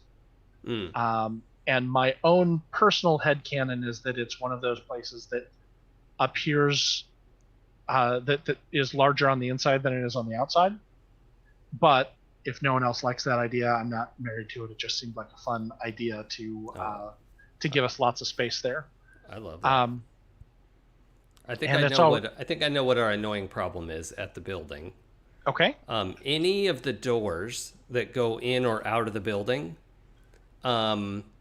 never work the way you expect them to. Like, if it pushed last time, now it's a pull. Or if it opened easy, now it's stuck. Or if you expect it to be stuck, it just swings open. and it just... And like, we have replaced all of the, exterior doors. This, like... on multiple occasions, and it doesn't matter. The doors are assholes. Okay, is it all the doors or just the exterior doors? Just doors that go in or out of the building. Okay. So like, I don't know if we have a parking garage or whatever, something like that. And maybe if an interior door is feeling spicy that day, like maybe something will happen, but it's mostly the exterior doors. Right. Okay. Cool. That the exterior doors are jerks. I don't think I ever would have thought of that, but that's a lot of fun. Okay. Cool. Wow. I'm gonna be thinking about that all night. Sorry. It's a good thing I got a 3-day weekend coming up here. So Emily, let's get you a location here. Okay. Someone vital left our location but returned. Why did they leave, and what brought them back?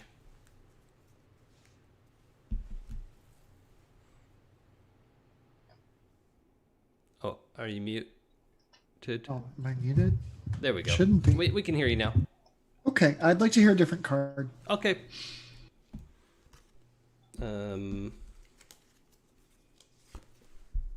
Our location has a tragic past. What tragedy occurred here?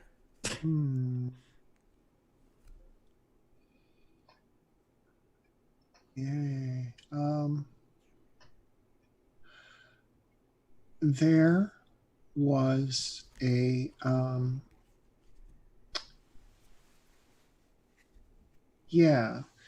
I think that I go to school at a college that's like in the same area as the Pembroke building, and there was an extremely localized run of spontaneous combustions at this university, like 30 years ago. My mom was at school then when it happened, and like there were whole classrooms that just like all the people in them burst into flame. Nobody's ever quite figured out what happened, but there are like memorials to them around the campus, and yeah, I think let's say 75, 80 students in all just randomly burst into flame one day. And it seemed to be within specific classrooms and just sort of pockmarked around the campus. So spontaneous combustion. Yeah, that's terrifying. I'm never going back to school. Just kidding, kids. Stay in school. Or don't, because pandemic. I don't know. Yeah, but also stay 6 feet apart and wear your mask. Yeah. Stay in virtual school. Okay. Cool. I like that. That's fun to play with, and we'll see if that comes back as a mystery. All right, going around here, Blythe. All right. What resources are squandered in our location? What do we use them for? Are squandered? We always run out of staples because you can't stop using paper things. I use the correct number of paper things, and it requires a certain number of staples. And we can never, every time someone needs a staple for like paperwork to put into the big bosses, like they cannot find it because you have hoarded all of the staples. You may have a paper clip. Staples, they're not magic. This is just going back to your, like, you have all of your, like, Rolodexes of information. Mm-hmm. And filing cabinets of just... Yeah, this is great. Cool. Okay, so staples are a resource that are squandered in this office, and it's Silas. It's Silas. Well, it's really, the problem is there just aren't enough staples. That's, I mean, whose fault is that, really?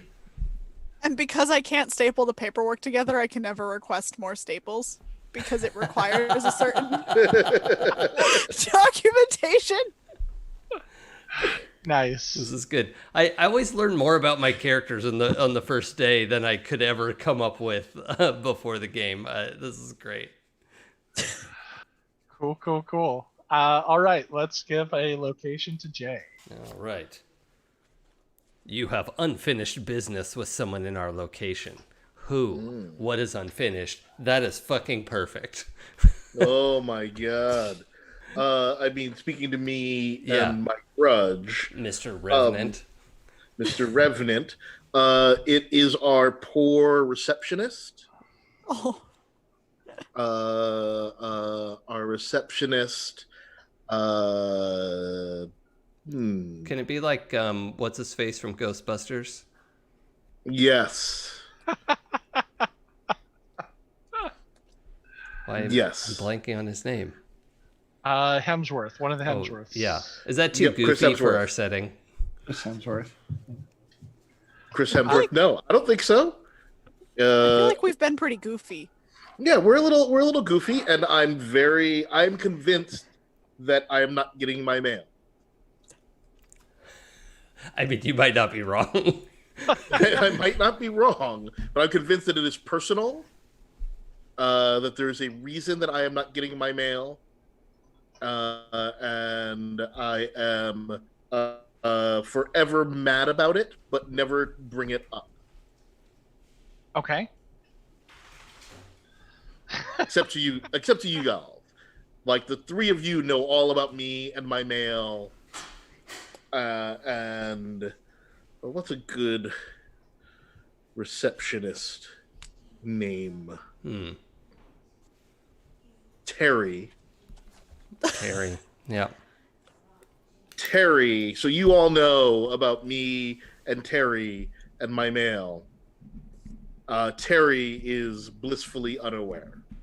And Terry's last name be Septionist? Terryceptionist. Receptionist. Is that Terry Yep. with a Y or an I? With a Y. But one R. Okay. Cool. I don't know what the problem is. He's always got staples for me, so that's Not giving me my mail. No, Google. I actually want to spell it Tery. Please stop please stop telling me that is wrong, because you're wrong, and you should feel wrong. Terry loves staples. All right, so I believe that brings us to our Arcana question, which is there's another group outside of this one that is what is it? Hostile enemies. Well, there are competitors. rivals, is Rivals. what it says. Yeah, I'm kind of picturing like a full-on, Oh yeah. like just a rival detective agency that Yeah. isn't actually bad or anything. We just don't like them. I was thinking kind of a Men in Black vibe. Like they're all maybe they're all humans, so they like want to find supernatural shit, and they got their eye on us. Are they like an actual government agency? I think that we don't. I think maybe we don't like if they're a rival detective agency. Maybe we don't know that, but we suspect they have like government contracts. They look too well funded. Yeah. Yeah. Meanwhile, I can't get more staples. Exactly. You can if you submit the right form. I don't know what the problem is. Okay, so there's a sort of MIB style rival detective agency Yep. that you suspect has governmental contracts because they're very well funded, but you have no actual proof yet. We have no proof of anything. We've just made up all of their agendas for them. Like, we think they think a certain way. That's good. We just don't like them because they look cool and are good at things. Okay, I'm going to reserve naming that agency, but I'll tell you about that in a bit. Oh, cool. Yeah, so, detective agency. It's the them and question mark. That's good. Oh, that's real good. Yeah, Men in Black. I think that sounds like a great name that you guys have for that organization. That's what we regardless of call whatever them. Yeah, call them in Black. All right, cool. I love it. Let's get another Arcana for the group to consider. All right. Our next one is, what are we trying to change in our location and why?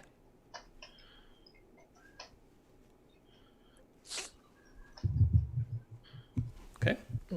Great.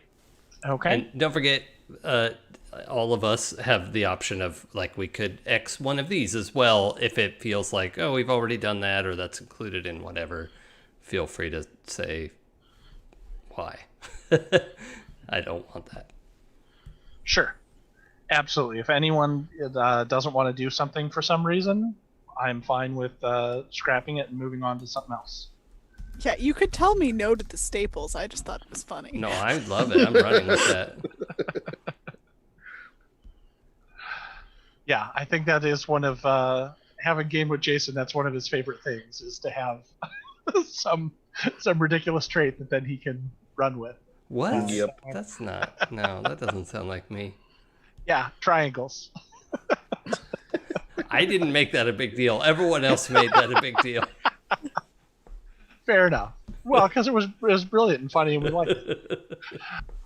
In any case, if you don't know what I'm talking about, please go back and watch Insert Coin, the original Insert Coin, and then follow it up with Floodwater, because we need the clicks and views. I feed off of them.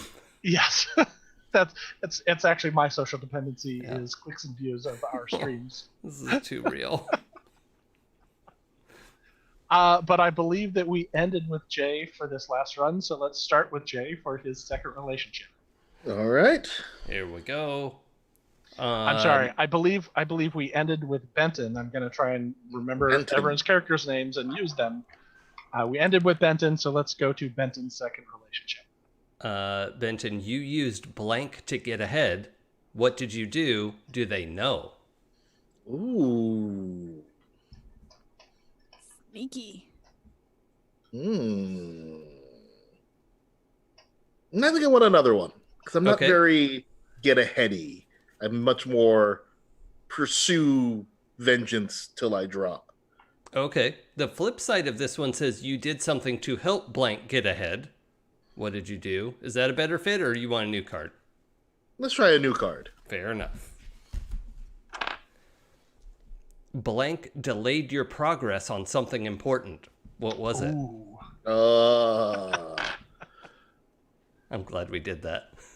Yeah, I'm going to go with Silas. And I'm going to say Silas.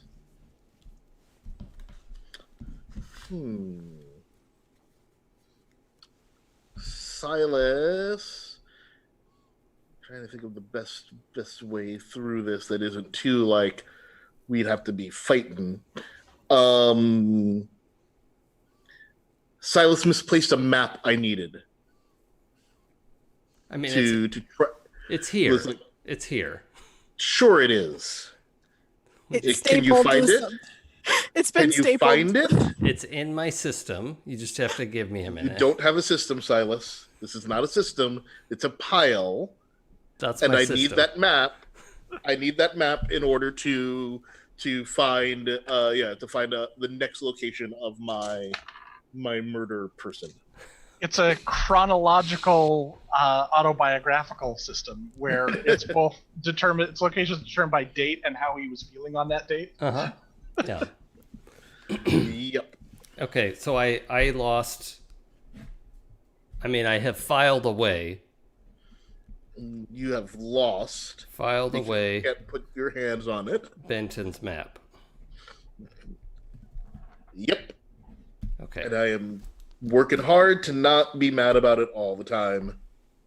It'll turn up when we need it. Will it?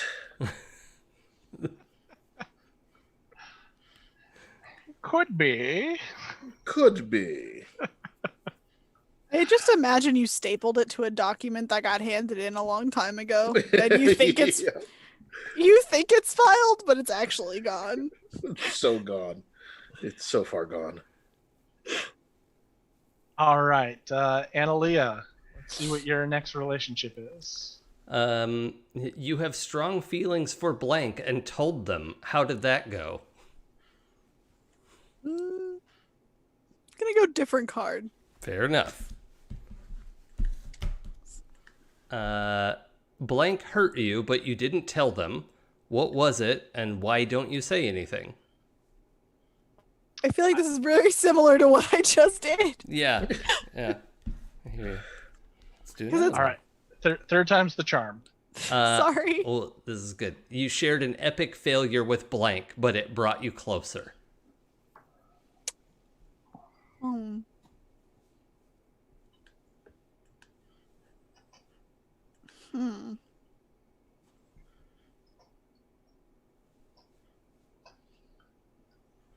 I want to. This is Zoe. We were out in the field and we completely botched like what we were trying to do. It did not work. We were trying to solve a case. It's a cold case now. We literally don't know what happened.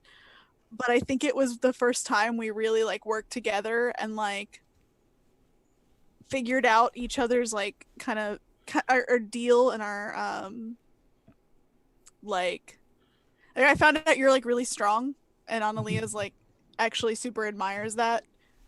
And I think that's when we kind of started developing our little bit of competitiveness. But it's friendly. Like, I want to be as strong as you, but you think I do cool things. Yeah, I want to do cool computer shit like you. I can barely turn on my iPhone. But I'm also like, I want to be able to punch things. I can't punch anything. Yeah. I break if I think about it. Awesome. Cool. Okay. And if you two want to think about that case, or I can fill in some details and we can go from there.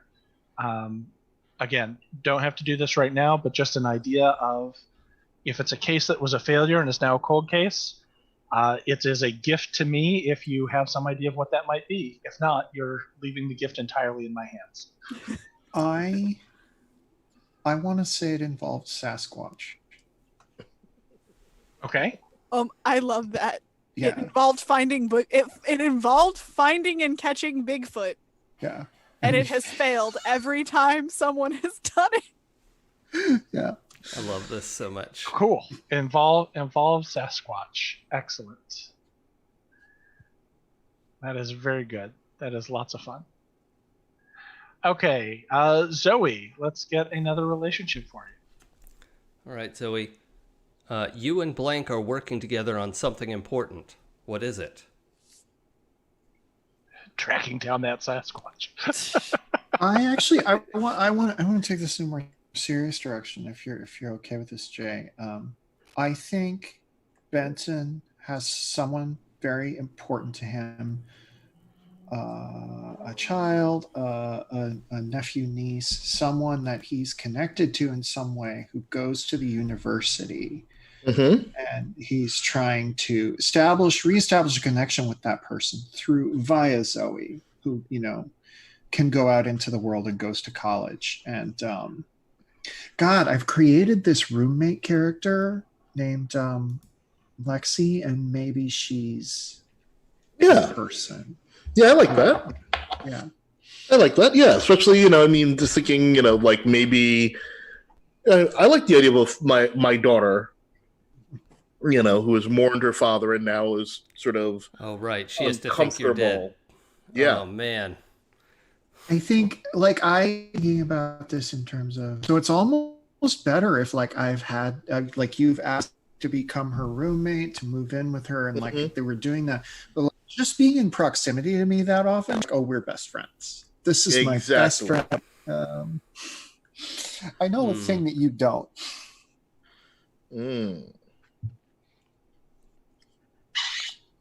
That's very good. I like that. I like that a lot. Cool. This is what happens when we let the professional writers collaborate. Oh, gee. I don't like it. It's too good. Just turn it down a little bit. Okay. No, keep being amazing. At that. What she said. Absolutely. Let's see. I'll have to think about that and see how we can make that a thing. That actually did raise a quick question that I wanted to ask about to Jay. Does Benton look the same, or has becoming a revenant changed him in some way? I think he looks largely the same, but it's that lizard brain revenants are awful thing that no one looks at him too long. Okay, but if there was for example, if you had your picture taken and then Lexi saw that, she would absolutely recognize Benton as her father. Yeah, I think she would. I mean, I think it's. I think revenants are rare, but they're not impossible. They're not unknown. So it's not. I feel like people know he's a revenant. It's just the relationship between the former life and the current life is uncomfortable. Okay, cool. I'm sure that won't come up later in the game. Nope. No, I'm sure that will come up. It's never gonna hear about it again. Great. Okay. So that was Zoe, which means the next person in line is Silas. All right. Blank wants you to try something new, but you aren't interested. What is it, and why avoid it? Blythe, how do you feel about having Analia in there? I think that is perfect. Okay. I think that makes sense. Now, I know what the easy thing would be. Do you have any thoughts of what the something new would be? Other than use the internet? I feel like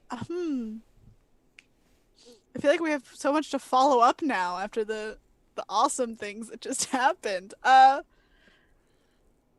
Honestly, maybe it's like it's not just new, because she's always going to be trying to convince everybody to use new technology because she's just like, it works better, please use it. Yeah. But with this specifically, I feel like maybe it was like, I'm wondering if it was job, like, I'm trying to think if it should be job related or if it should be something that, like, I'm starting, because you said your character's a little bit older, right? Yeah, probably like 50-ish. And Analia isn't like, I mean, I would say she's in her like late 20s, early 30s. But maybe she's become kind of your annoying little sister. Okay. Is it avocado toast? Who's kind of who's just starting to be like, why don't you try new food or try new things? Maybe it's some weird new alcohol that all the kids are into. Well, I think if it's anything related to like partying and fun, like he would try any of that at the drop of a hat. Yeah, that's true. But maybe it's something that's like complete relaxation. Oh, that's probably not. I don't think he has a lot of like stillness in him. It's everything's either really good or absolutely terrible. Oh, is it like maybe meditation or something? Yeah, I'm wondering. Or yoga? Maybe it was like an attempt to get you to try. I saw this article on goat yoga. It'll be perfect for you. Sorry, I'm not trying to. I don't want to shove that down your throat, but it was some kind of new relaxation thing. Like, you really need to chill out once in a while. Maybe you keep coming up with new relaxation techniques for me to try, like different types of things. Like, here, try meditation, try gardening, try clipping a bonsai tree. Try drinking hot tea. Like, just try anything. Okay. So yeah, it's just a constant slew of like trying to figure out how to get you to relax, because sometimes it's either up all the way up or all the way down, and trying to help you find the middle ground. Okay. How did you spell Analia? Analia. Oh, okay. That's how I wrote it. Analia wants me to relax. She's like, you seem so stressed out all the time. Here are different ways to relax. All right. That's good. I like that a lot. Thank you. Great. And I think that is all four. So what are we trying to change in our location and why? Yes. I got a pitch here. I think the building is haunted, and it's like a ghost we don't want around, whether it's because it's scary or because it's annoying. There's just something about it that we don't want around. So we're trying to like get rid of it, but nobody can figure out. A scary ghost would be an X card for me, but a funny ghost or annoying ghost is something I can manage. Yeah. Some like maybe it is. It's just always knocking stuff over and like getting into your things and knocking your piles over. Yep. That I could work with. Yep. Okay, so not a jump scare poltergeist, but a super annoying roommate. It's that, like, you hear that thing about people who live in like haunted apartments, and they eventually just are like, oh, that's just Darren or whatever, Right. Did you mean my life? Yep, that is Darren. Thank you. That's awesome. I love that. Darren, the annoying poltergeist. Cool. Okay. So, Jason, if you will hit us with another major arcana. Annoying ghost. Okay. Oh, I just wrote goat instead, but that's nobody's fault. Goat. Is there a word for like? It's not nobody's a typo. fault but mine. It's not a typo because I wrote it with my hand, but I, in my mind, was thinking, okay, GHOST, and wrote GOAT. It's a righto. I guess. Yep. I mean, an annoying goat works too. We can have a really scary goat that runs around. Oh, maybe it's a goat ghost. Oh, I like that. I'll let you know. Okay, maybe not, but we'll talk about it. So our group defies a set establishment. What establishment, and why are we against them? I think I'm actually gonna X card that one. Yeah, I was almost on the fence there. So yeah, I get it, because we kind of have that with the them and gray, the they and gray. Sorry, yeah. Chat fixed it for me. I have to give credit to Chat for the they and gray. I did catch that, and I definitely am gonna go back and reread because people have been saying a lot of great things. And, oh yeah, I love this. I can't type and read and talk to you and think about the game all at the same time. No. For our podcast listeners, I highly recommend coming back to watch the chat for tonight because it's been just outstanding. So this one says, what is one line that no one in the group will cross? Ooh, I like that a lot better. If that works for everyone else. I mean, murder seems like an easy one. Yeah. Well, Yeah. we're not there yet, so think about it. But I just want to make sure, right. Whoops, I just want to make sure. I just want to make sure the question is okay for everybody. But I think it's a nice, a nice establishment of the organization. Yeah, I bet we can land on something there. Yeah. Cool. All right. So Silas, why don't you start us out with your second location? Okay. Okay. That's interesting. Our location has a respected leader that we trust. Who is it, and what makes them trustworthy? Helen Mirren. Yeah. Obviously. I trust her. Yep. Okay. Is real life actress Helen Mirren the head of the Pembrooke agency? I love this. I love this for us. I think she is now.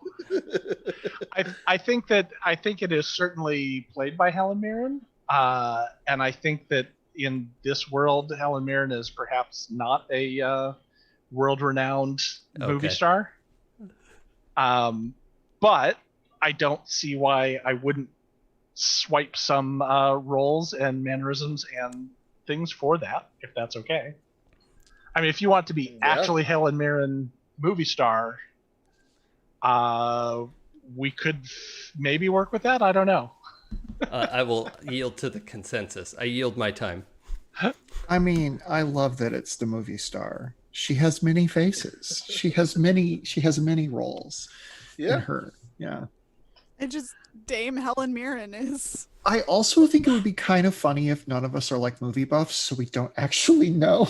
Oh yeah, like an Academy Award winning. Totally unaware. Everyone is completely unaware. Yeah, when I go to movies, I'm not really paying attention to the movie. I'm like just getting the vibe. Yeah. Oh yeah, the high. Yep. Yeah.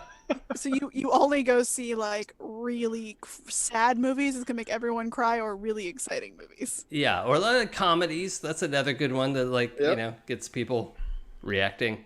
I've definitely seen her somewhere, but I think it's like the mom of a friend from high school. Like that's like, Yeah. Yeah. I've seen like one of her Shakespeare movies one time, so I think that's pretty cool. But to me, she's just the lady who buys us free cake once a week. Yeah, pretty much. Who disappears sometimes for weeks or months at a time, and then is back in the office. Yep. All right, I'll run with that. Thank you, everybody. Fun Food Friday. I don't know. Try to come up with something for a weekly food event. We'll figure something out. I think we can make that work. She can join us for pizza and beer, Yeah. Yeah. Cool. All right. I love this because I would never have in a million years have made a respected leader at Pembroke Helen Mirren. I mean, I was leaning the direction of like Charlie, but now I'm changed up. So am I thinking of the right person? She was in Red, right? Yep. Nope, Yep. That was the picture I had in my mind, was her with a sniper rifle. Yeah, it's great. Sorry, spoiler for that 8-year-old movie or whatever it is. She All has right. a sniper rifle. Okay, let's get Zoe another location. All right. Our location has been banned from a prestigious event. What is it, and why were we banned? Oh, like we don't get to participate in something. Yeah.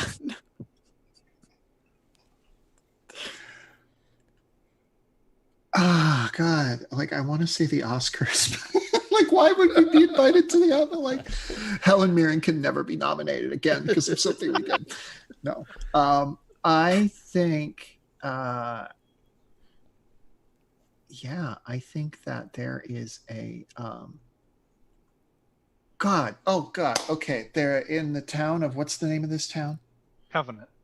In the town of Covenant, there is a softball league. And Pembroke is forbidden from playing in the softball league after the incident of 3 years ago in which every member of a rival team was stricken with a mysterious illness all at once right before the championship game, allowing Pembroke to win. But yes. Was it the team of a particular office supplies store? Yes, they were our competitors in the finals, and for some reason they all just got like a really severe case of a really severe head cold. I don't know, something like that. And also, we're banned from the Oscars. And also the Oscars. Helen Mirren invited us one time, and it all went wrong. Oh yeah, she learned her lesson. Oh boy, we are not Oscar-ready people. No. I think maybe she hired you to work security.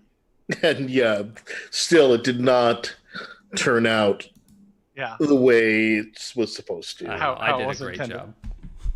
I looked at Ellen the wrong way. We were doing security, and we were the ones escorted out. It went wrong. Cool. Okay. I like it. Going around here, that looks like it is... Blythe, I think, right? Yeah, Analia. Analia. Oh, Analia, Needs a location. Someone in our location is adverse to change. Who and why is tradition important to them? Why does that? Now, what? Just to keep in mind, these are separate from relationships or character traits. So Yeah, even though we know that the stubborn gentleman is resistant to change, it wouldn't be. Wow, I am just completely drawing all the blanks. It wouldn't be Benton. It would be someone else that you're creating. Right. Okay, so there's a person who's resistant to change. It is And it's okay if you don't have a name right off the bat. We can work on that. it is our actual IT person who isn't me. I just do that job because I'm better at it. But the IT person doesn't like change and doesn't like all the change I've been bringing in and is like, you nasty little youngin'. Our 80-year-old about IT this? person. Just sounds like that, but it's actually no, it just sounds like that, but he's actually like 40. Yeah. Just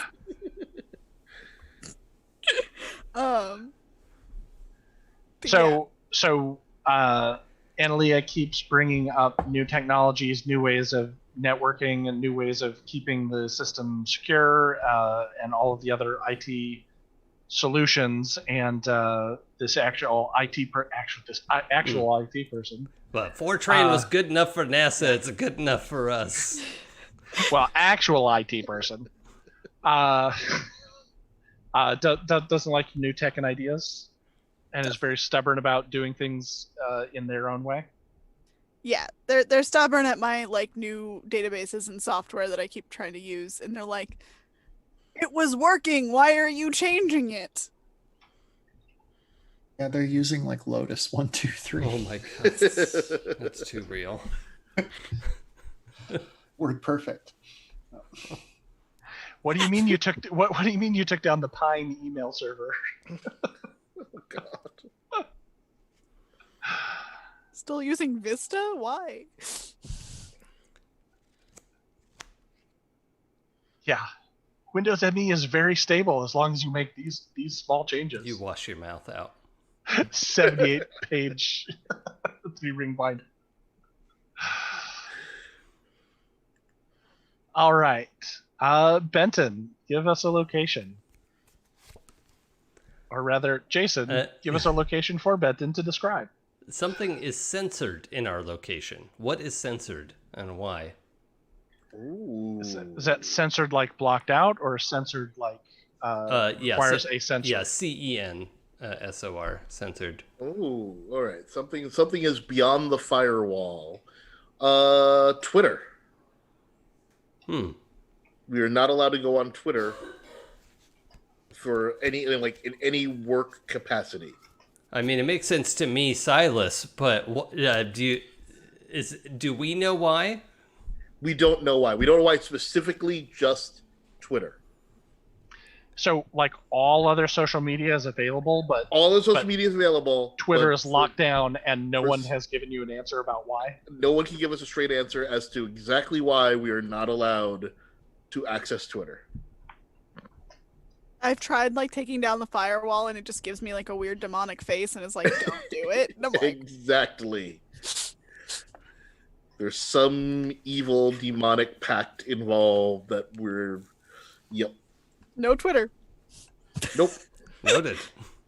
I wasn't going to use it anyway, so. Okay. Sometimes I wish no Twitter was a thing. Yeah, right. So for everyone listening and watching, diegetically, I will not be posting the games on Twitter. So that's not true. I will, in fact, go ahead and post things on Twitter, and I hope everyone else will as well for my crew, because it does reach a bunch of people. Okay. Cool. I think that is all of our locations and all of our relationships. So I think that we have our big question here to answer. What is one line that no one in the group will cross?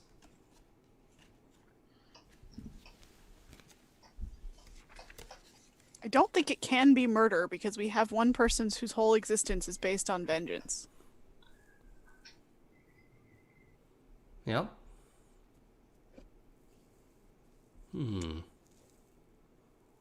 Would maybe we would never lie to Helen Mirren? This is a little small, a little limited. Yeah.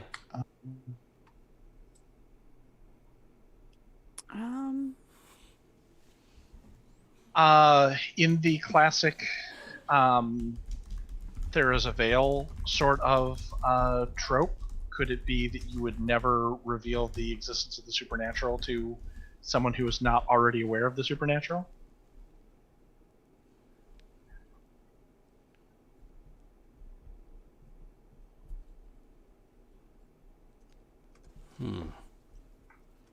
Since we have a lot of I wonder if maybe it's a specific case we won't take.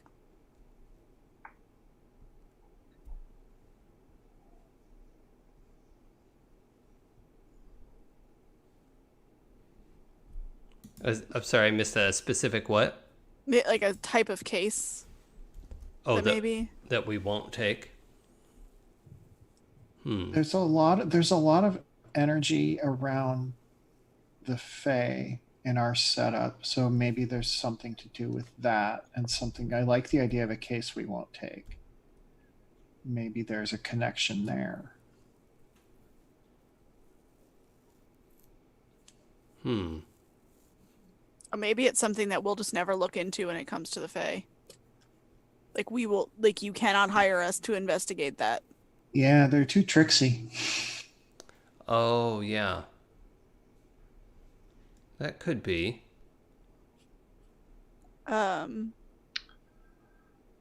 Like what if maybe, it's? Oh, go ahead. oh, I was just thinking maybe it's like a specific, like maybe there's a very specific, very powerful fae that has been the cause of many things, and we every time we had tried to look into it in the past, it like did not work out. So now we just kind of were like, nope, won't do it. It has hurt us and hurt our company one too many times. Yeah, there's like an Oberon type fairy king figure Yeah. that we're just like, no. If he's involved at all, we drop the case. Yeah. Because we've already had bad experiences with him. Yep. Yeah.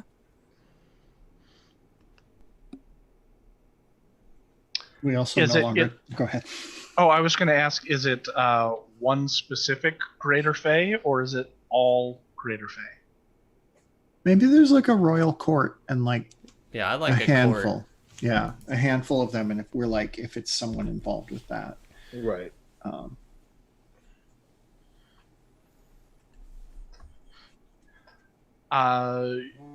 Like the entire Sealy or Unsealy court, or do you mean like a specific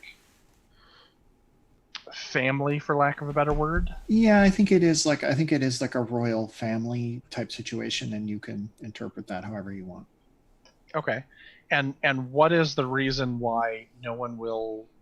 Is it no one will work for them, or no one will get involved in a case that they're involved in?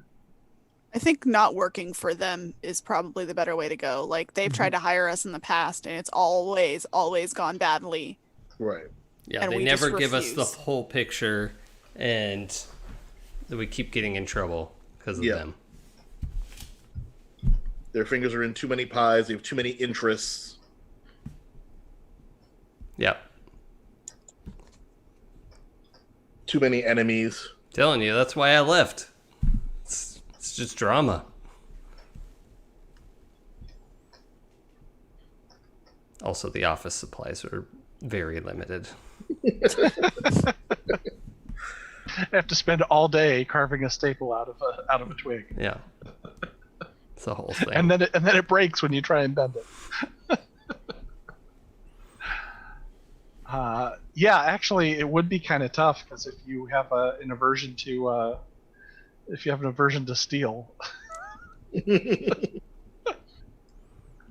which actually I don't think our Fae do because we haven't established any of that. Yeah, I either, totally so forgot taking think that as a about that. weakness. I took heat as a weakness, playing off. They're also usually fire usually kills them. Oh, yeah. Good. So I'm the opposite. Cold. I hate cold. You hate fire. The thermostat wars. we're such good rivals. At some point, I so- just bought a space heater. I kind of feel like maybe that is the line that nobody crosses. The thermostat is a no man. We have established an agreement. There was an accord. There's an accord. This is where the thermostat will be set. Have like a treaty taped, like laminated and taped above it with all of our signatures. Yes. Yeah. There's a sign underneath it that says "Do not touch." Sincerely, Dame Helen Mirren.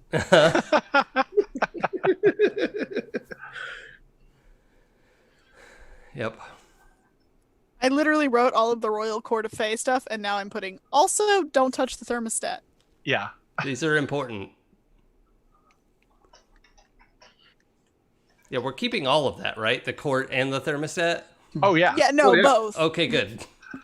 I want all of it. I'm just gonna have so like whenever you go into Analia's like desk area cubicle, she has like piles of blankets and a little space heater underneath her desk. When it's 76 in the office. Yep. All I'm right. joking, but I did this in real life. Fair enough. So, Jason, you have done you've done Decima before. Have we hit all of the components? We have four each for every player and for the world. Is Yeah, there anything else? everyone has 2 relationships and has answered 2 place questions, and we did Major Arcana all the way around. It's always optional how many you want to do, but that's kind of the bare bones of it. Okay, I feel like this is a good amount to work with, and if there's any other interesting points or anything that we want to add or have in our world, I think we can talk about that outside of the channel. But I think this gives us a good starting place for everything. Everyone else agree, or? Yeah, sounds Yeah. great. Okay, cool. Did anyone else have anything that they wanted to talk about specifically related to the game, or hopes and visions, quick rule questions? Obviously, I'll be available to answer stuff offline. But anything else we think is important to let our viewers and listeners know? I don't think so. I think we had Yeah, a good. Good. Okay. Then I think we are at the end of our creation for Pembroke, so I just want to go ahead and thank everyone who hung out and chat. I know that there's some fantastic ideas and jokes in there, and I look forward to reading through that once I'm not trying to juggle chainsaws over here.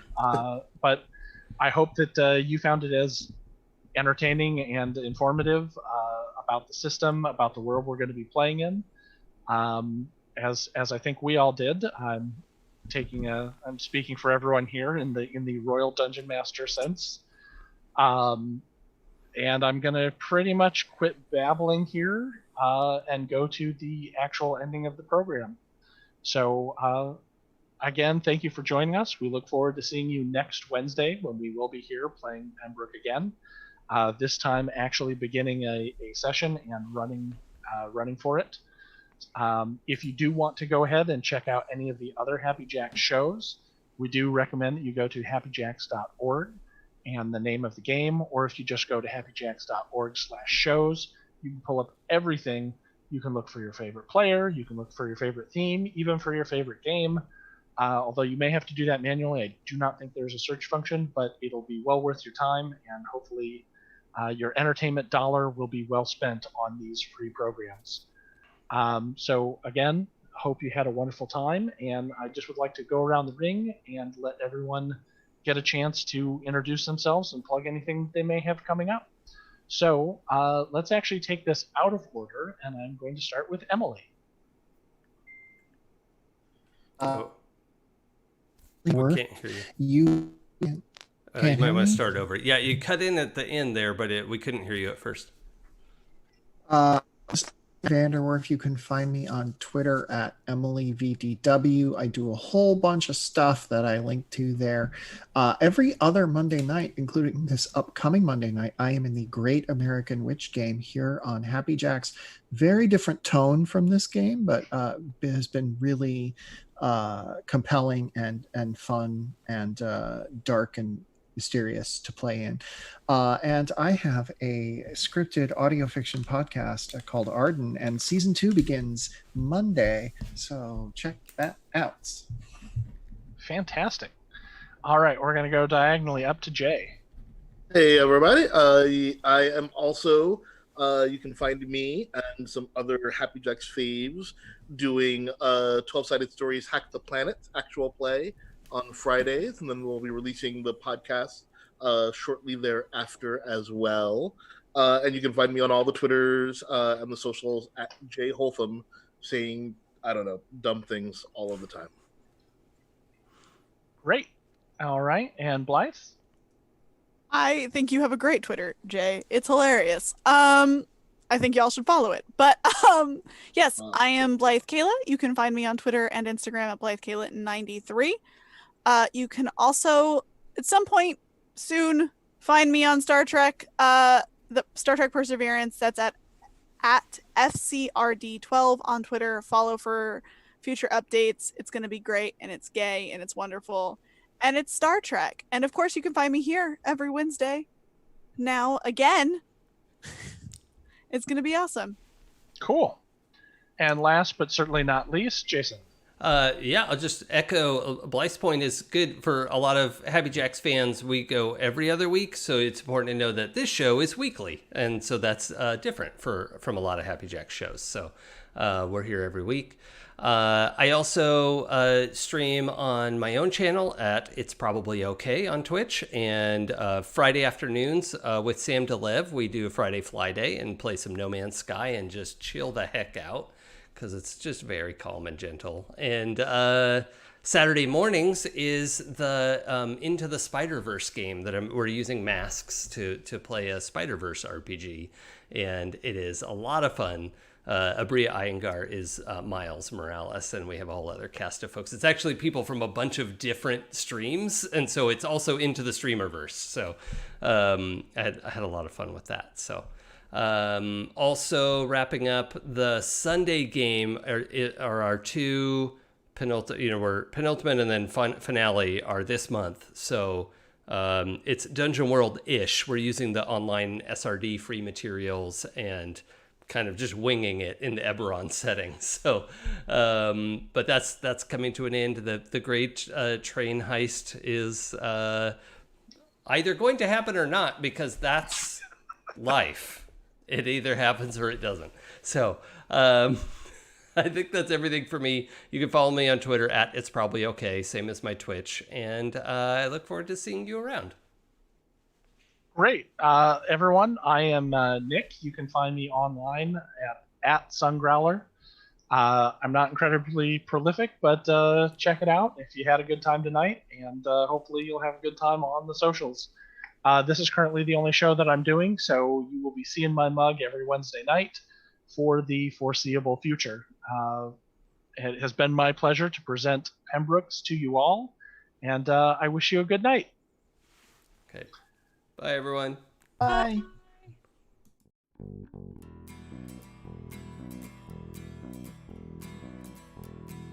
If I told you the things I've seen on my ways, if I told you the things I've done in my days, you wouldn't believe me anyway.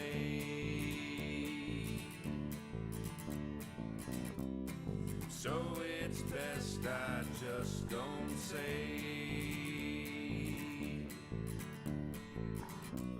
I've lived 1,000 lives, I piloted 1,000 souls, I killed and fought and died just for a single